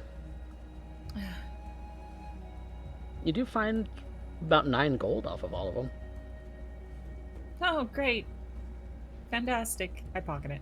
You realize that the two that Vanya cast a spell on are dead. Oops. Not really. Well, just gonna have to make do. Let's find a good place to take this man. We're gonna handle. We have to be quick, and we have to handle this quickly. But if we stay here, then guards are inevitably going to be called. So, let's scoot. Okay. Hey, boss, I heard a commotion back here. You alright? And he realizes it's the bartender who heard a commotion. He just sees us standing in a room full of Is he people within arm's laying reach? all over the floor. He's across the room, probably 15, 20 feet. I want to chuck a beer stein at him. Okay, make a thrown improvised weapon attack. I have proficiency with this because of Tavern Brawler. Mhm. Oh, God. I cast beer stein. That is a 14 plus 9, so 23. Whoa, yes, Hey. it's gonna hit him. And that does a d4 plus 5 damage. Okay. Boss, you hit softer than you usually do.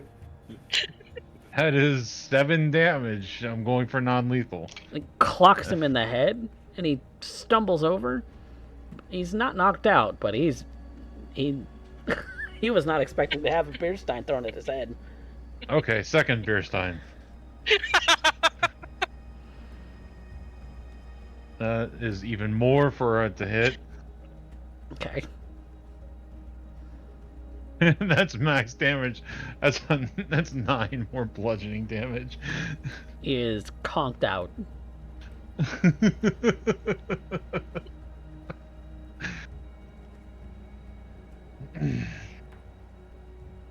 You hear chairs and tables kind of scooting from the front of the bar. Oh, we're going out the back. Okay. Is there a back way to get out of? That's how you got in here, more or less. Okay. That's how the carts get in here anyway. So, you make it out the back. We go. I'm gonna scoop up a lyra spider very delicately in my hands, and She's just kinda currently rush riding on one them. of her skeletons. Oh yeah.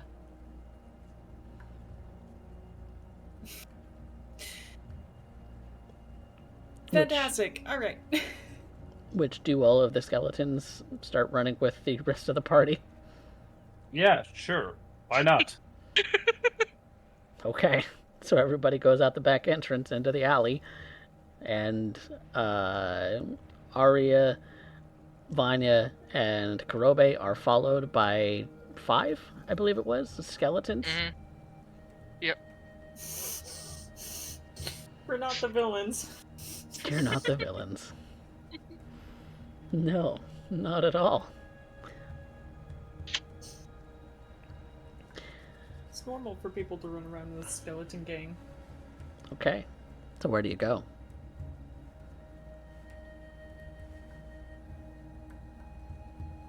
Are there any abandoned houses nearby? Perception check. Excuse me, why'd you? This was a cat in my arm. Here, I bust the dice.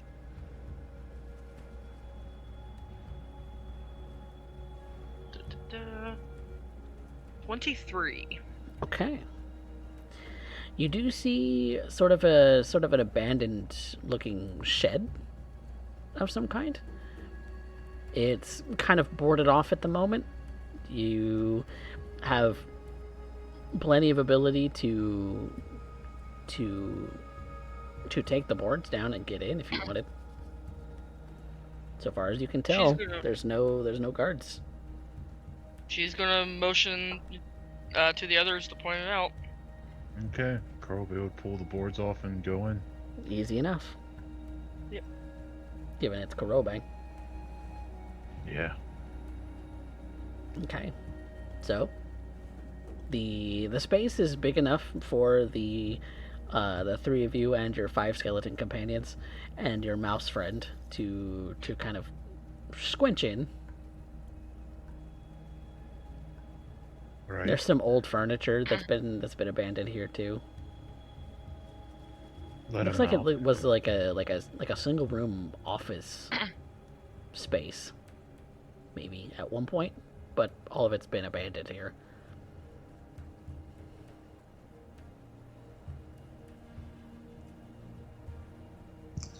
Alright. So what do you do? Well, we need ropes, first of all, and a nice... just mostly ropes. The mouse is still trying to... down. The mouse is still trying to... I'm just going to say fight. let him out.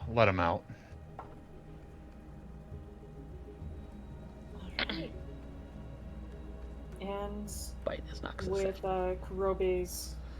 with Kurobe's notice, I'm gonna go ahead and let go of concentration. Okay. The moment he has a neck, I'm grabbing it. He instantly poofs back into his regular shape. He's maybe a little off balance. Make a grapple.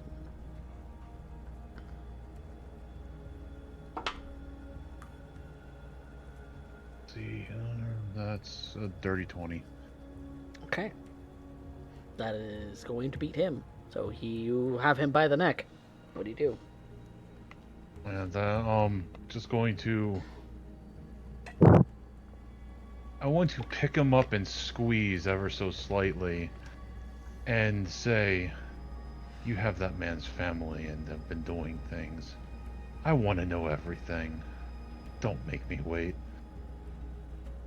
You think I'm gonna give away all my secrets, mate? You got another thing coming. We can do this the easy way or the hard way. I take the hard way then. Kurobe would go the hard way then. Okay.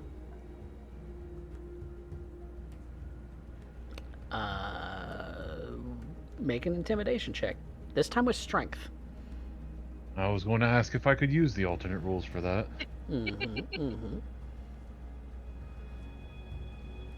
Ooh, that is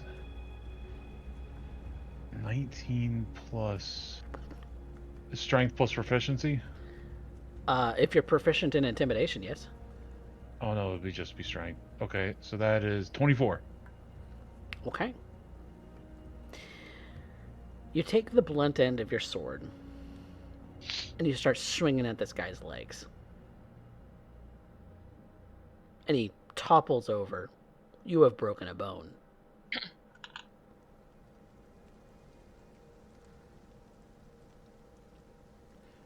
Fucking shit, mate. It'd be better if you talked. That's one. How many more of those do you have? It's against the rules to spill the secrets.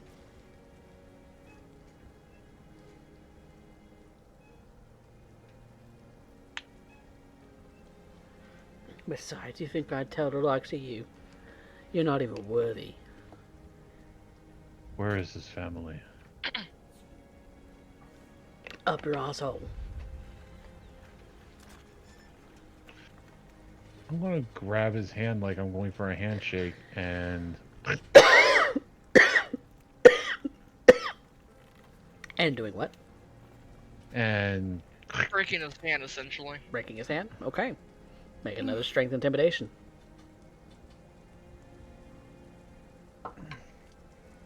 natural 20.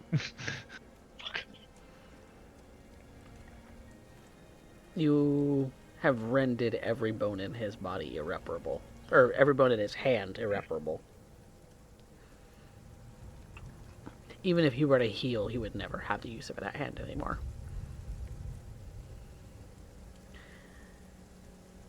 And he does start shouting and in pain, and you begin to realize that if he shouts loud enough and he shouts for long enough, there's going to be guards on your tail.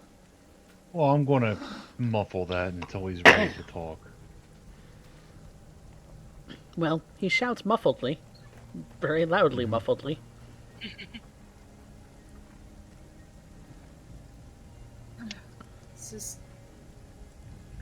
This is not working. Anywhere.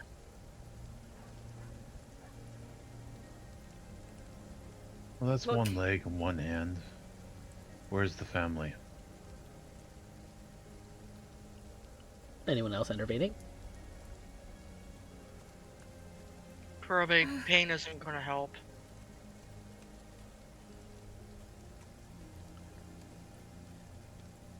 Pain is truth. So then maybe we should withhold pain to get you to tell us what we want.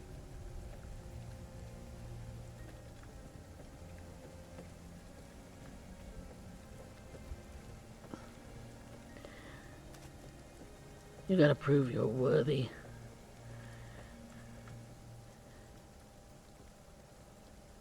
Because if he don't like you, if he don't think that you're gonna keep his secrets, you ain't gonna join.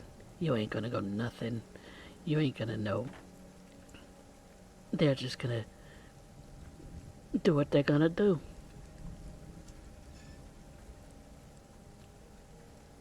And I'm sure you don't want that. Are you bound by some sort of spiritual loyalty? Is that why you're doing this? Or are you just being paid? Both.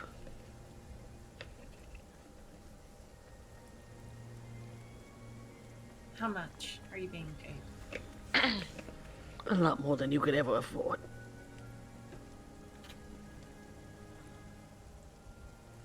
Besides,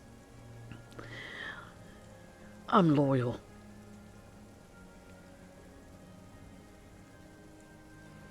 Ain't no amount of pain, ain't no amount of pressure, ain't nothing I'm willing to just... I'm willing to lose everything. You can't hurt me. Lyra. What would be your insight on this situation?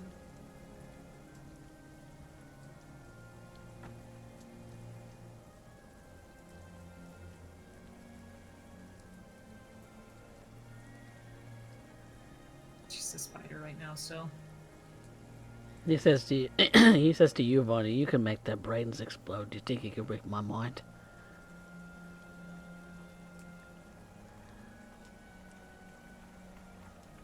It's not a skill I have just yet.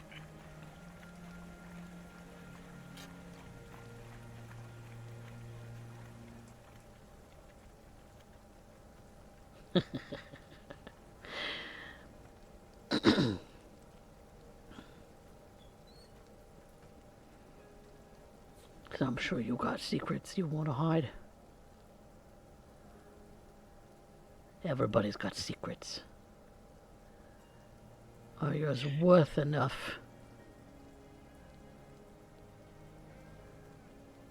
Most of ours don't involve kidnapping someone's family. Nah, but if Ours you... don't involve being heretics.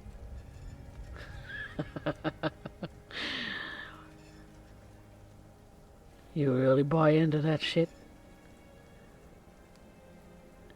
That the gods are all Doesn't matter. evil? The gods are all good? And that they got your best interest at heart? I'm sure if there are any out there, there's some that don't. I can name one now. One of his followers just happened to be sitting.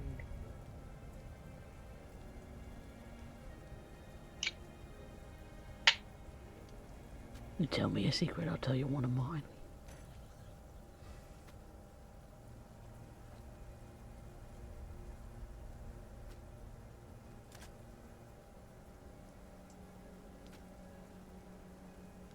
That's gonna be an interesting game.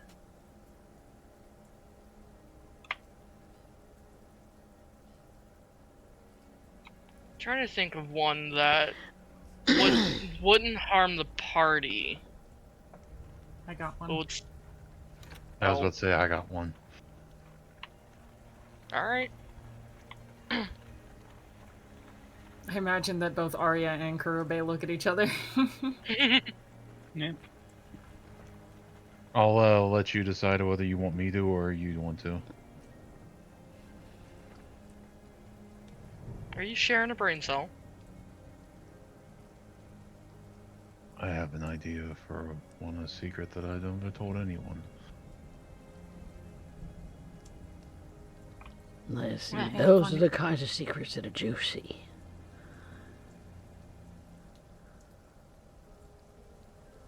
Go on then.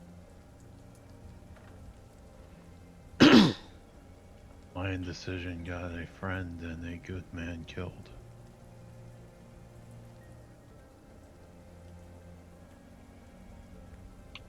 You're responsible for a friend's death.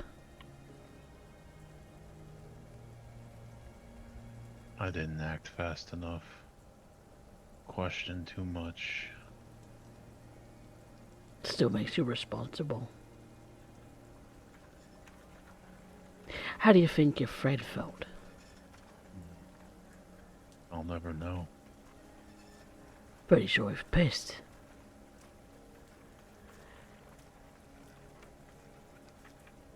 Maybe he wants revenge. Maybe He'd you be can never be justified, probably. redeemed for it.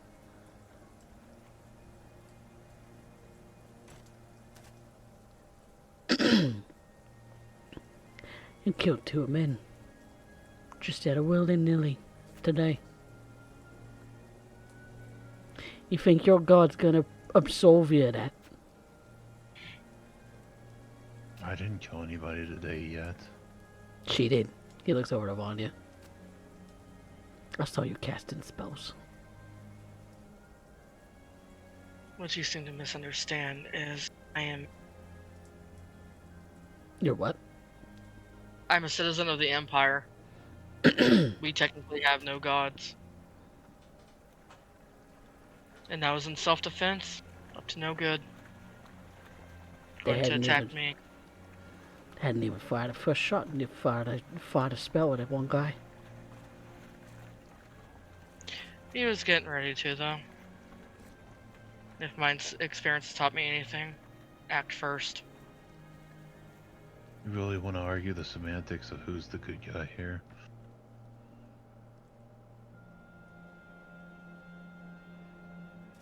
And that's not necessarily a secret now, is it? Oh, come Nah. on. He told you one.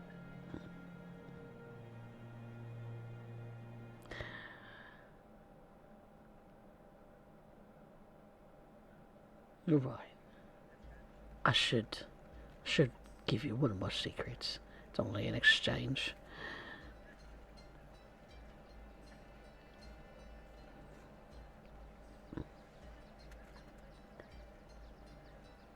You want to know where this family is? This noble person you disguise yourself as. What was his name again?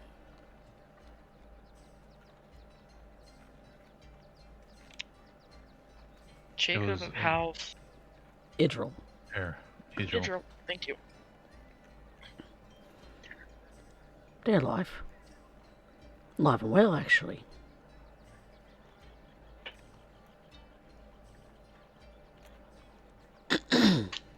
You wanted to know if they were safe? They're safe. So Wanna know long. where they are. Ah, you didn't say that at first. I'm pretty sure every time I broke something in your body, that's what I asked. That is. Mm-hmm. Okay. You want to know where they are?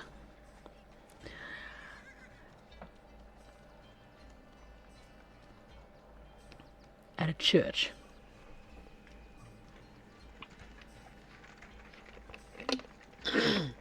Which one?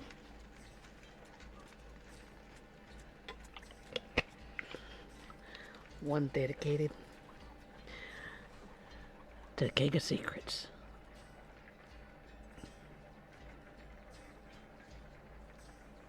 Death and secrets. So even if you were to kill me, I'd be going to my garden. I'd be serving as more power for him. Because he will rise again. And that bitch Ouija can't do nothing about it.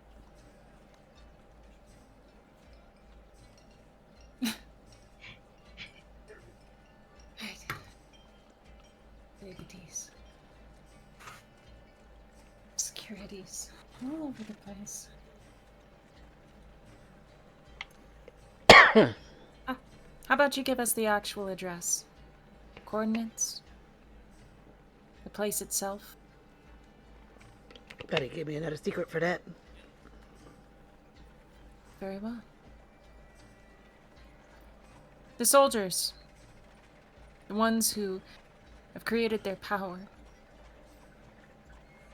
through some aberrant force. Through sinew. And sewing the flesh of their bodies together with something otherworldly. That otherworldly thing.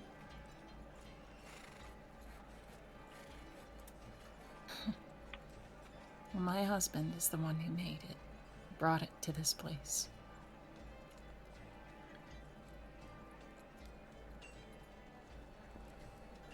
Happy birthday. Here's your gift. Give us the real location.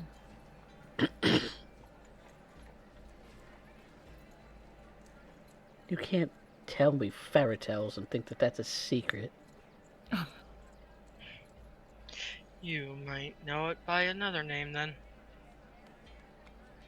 Calamity. Should I name it? The thing that almost ate this entire world once. Shoneru?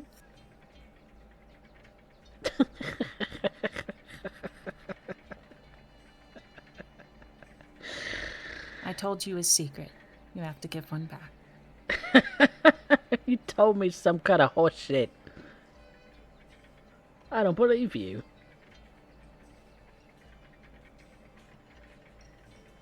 You may not believe me, but your god would know the difference of a truth and a lie when it comes to secrets, you fucking twat.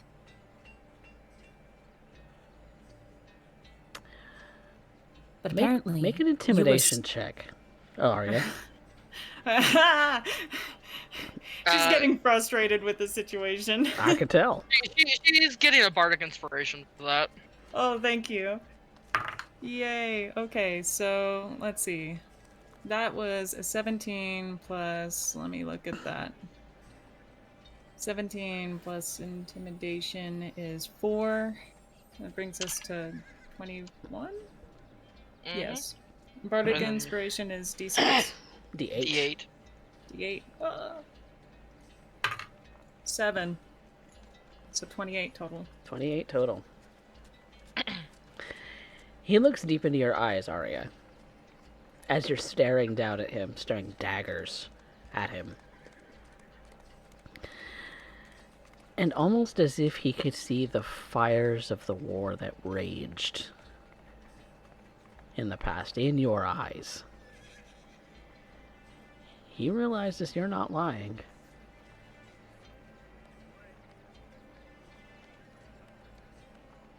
Alright then. Your husband.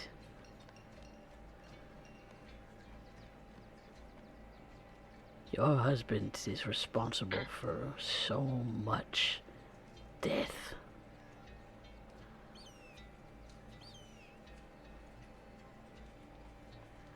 That doesn't surprise me at all.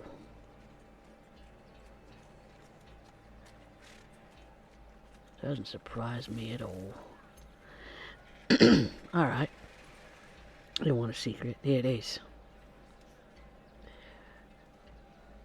Our little operation here is small in comparison to what's going on out in the rest of the world.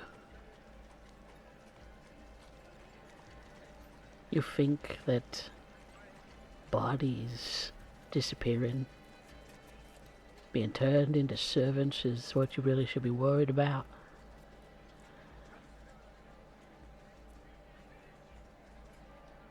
I'm going Like to I have to said. stop you there. I don't care whether it's big or small. The point is we're here now and we have a mission. You're going to tell me where the temple is. The exact location. No obscurities. No pissing around the bucket about it. Where is it?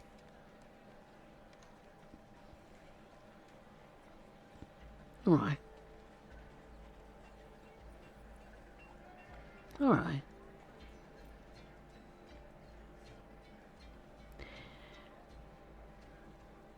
It's under your very nose. It's under Newport. Under the civilian city.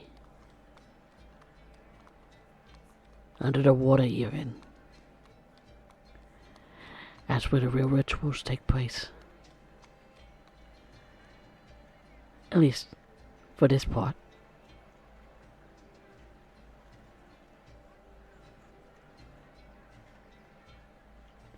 Sewer system?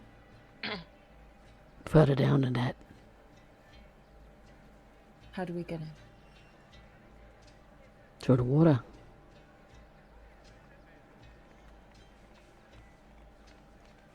Beneath the island. Bingo. And that's all I needed.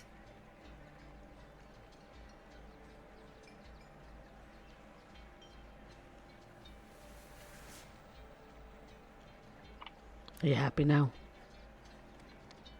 I betrayed Very. a god for you. Arya pulls out an ornate dagger, the same one that she was encased with in stone. It's a small thing, almost practically the size of like a letter opener. It is very, you can see it's very sharp.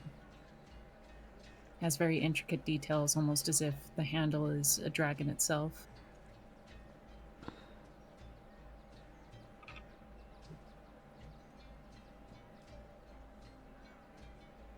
You didn't betray your god.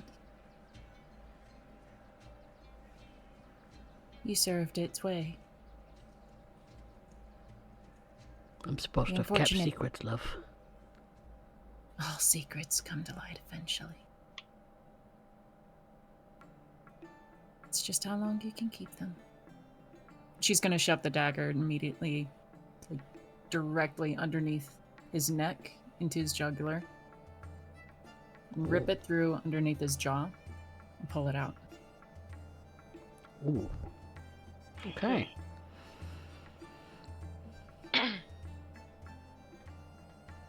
Alright. And before all of you, this dagger goes deep into this guy's throat and rips straight out, causing a geyser of blood to erupt from his neck as he gurgles and spatters and falls to the ground.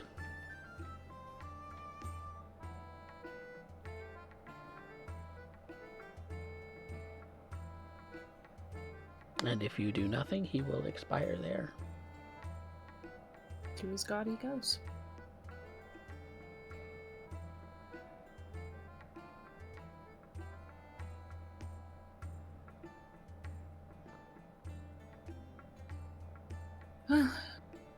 Underwater. Conveniently, we've done this once before.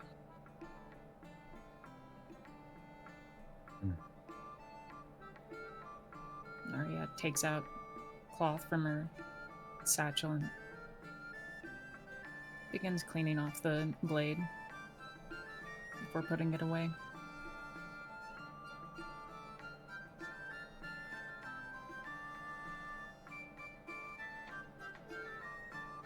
I'm tired with the vagueness. Shifting around, trying to understand the different shadows that we're having to deal with, and trying to understand the intertwining complexities of all of this. God's this. God's that.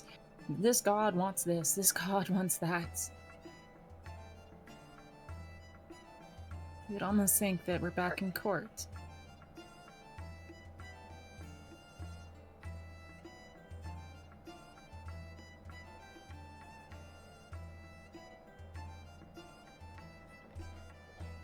I'm done being vague about things.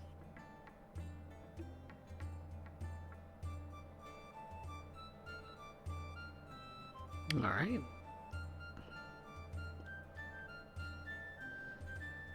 Well, with that being said, I think that is a great place for us to call the session for tonight.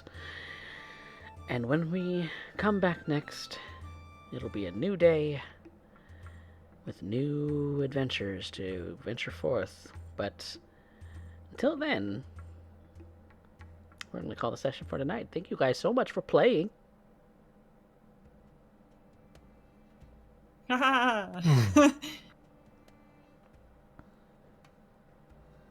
Thank you.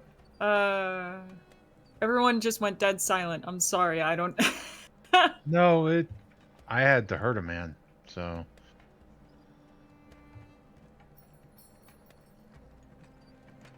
It was a bad end for the guy, so.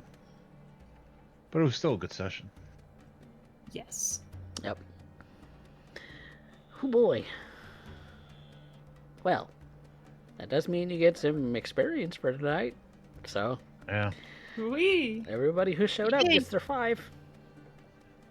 Ugh. That's Well, the how the bad fuck- thing about what you think is justice. You can be clouded and do bad things for a good reason.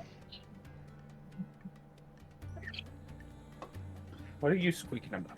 Squeaky baby. Squeaky, squeaky, squeaky, Squeaky baby. Squeak. I think even for discovering more, I think you get another 5, so you get your base 10 experience for Yay. today. And then we get talking about some roleplay prompts, which there are 4 of you to actually put in the poll for the audience experience, so we can have everybody in the list today. But as far as what you guys, my cast members, believe is the person who moved the plot the furthest, the best scene, and the best line, let's deliberate. So who moved the plot? I'm going to say Lyra. It was her trap setup that led us. I agree with that. No, that's gonna go to Kurobe. Oh, Hmm. what's That your is- defense? What makes you say that? Kurobe is the one who has done probably the most to set up the next week's encounter. Everything you're saying I've done is something I did last week to set it up, not something I've actively done in this session. Oh, okay. It's true. Kurobe's grapple Yeah, checks have done that's fair. some serious work. It's done the legwork this session. Right? I would say both are viable. So I may not be a wizard, but I can cast hold person. literally hold a person in place. Yeah. So Okay. decisions. I hear 2 votes for Kurobe so far. Anyone changing their vote to Kurobe or what? I mean, I'm in for Kurobe. Derek Yeah, convinced I'll me. change. Okay. I'll change over to Kurobe to save from the dice roll. Universal then. All right. Unanimous. Best scene. Arya at the beginning. There was nothing that could follow that up. Hmm.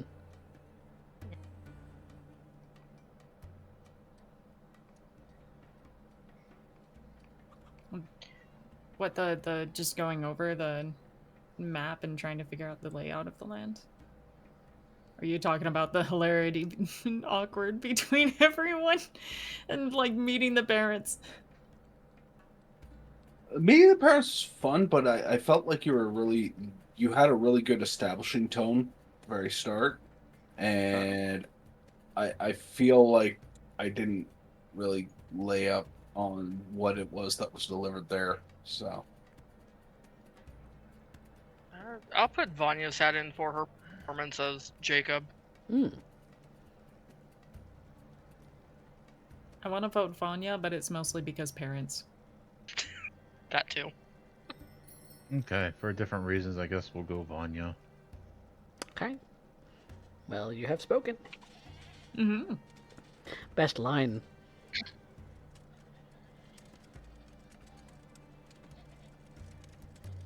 They don't like when you dig them up. Hmm. Terrifying the poor man. I didn't know he was just a noble. I'm gonna say Arya for the UFC god.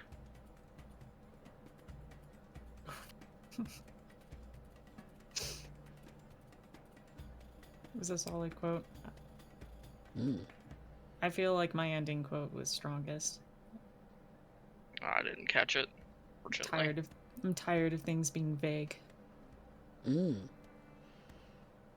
Well, that sounds like 2 Arias. Any other contenders? No, I'll switch to Arya. All right. Cool. Aria it is. Best line for tonight. Thank you. Yay.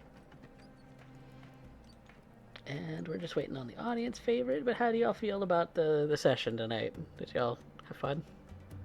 I'm on Warpath mode apparently. Warpath I would Aria. have. I would have loved tonight's session even more if I didn't have a migraine. Aw. Yeah. That's I'm fair. sorry, dude. Migraines are poopy. Kurobe Yeah. busted ass though. Like those grapples and like just the way he kept like doing non-lethal this, non-lethal that, just hit and hit. Mhm. I cast definitely I your cast beer mug. God. Honorable mention to I cast Beerstein. You gonna say something, Derek? It counts as an improvised weapon. I have Tavern Brawler. Alira, you got the audience's favorite today, Why? Yeah. I did nothing. but they You were love a you. Spooter. You were Yeah. Spooter. You were a love you. Spooter. Spooter. Spooter got You're a some love. Spooter commanding skeletons. Rosewolf. It could have Is- been. It could have been the 3 natural ones altogether that has endeared you to the Ooh. hearts and minds of Ooh. the public. Oh, way to put salt in the wound. But yes, Rose Wolf, thank you for the 1,000 channel points contributed to that poll today. So they are partially responsible for Lyra. Thanks, Rose. No, Derek, see, you need to get all your Derek dice out for when we eventually play Battletech. I want no excuses. Bring it. Well, that concludes the Rebirth session for tonight. Thank you guys so much for all of your for participating and being here for everything. So we will be back next week for more of this, and of course on Wednesday for Blood and Iron, for more Vampire the Masquerade. So be sure to check back frequently, because we are doing lots of things all the time. But until then, say good night, everyone. Night. Good night. Good night. I fucking hate going underground.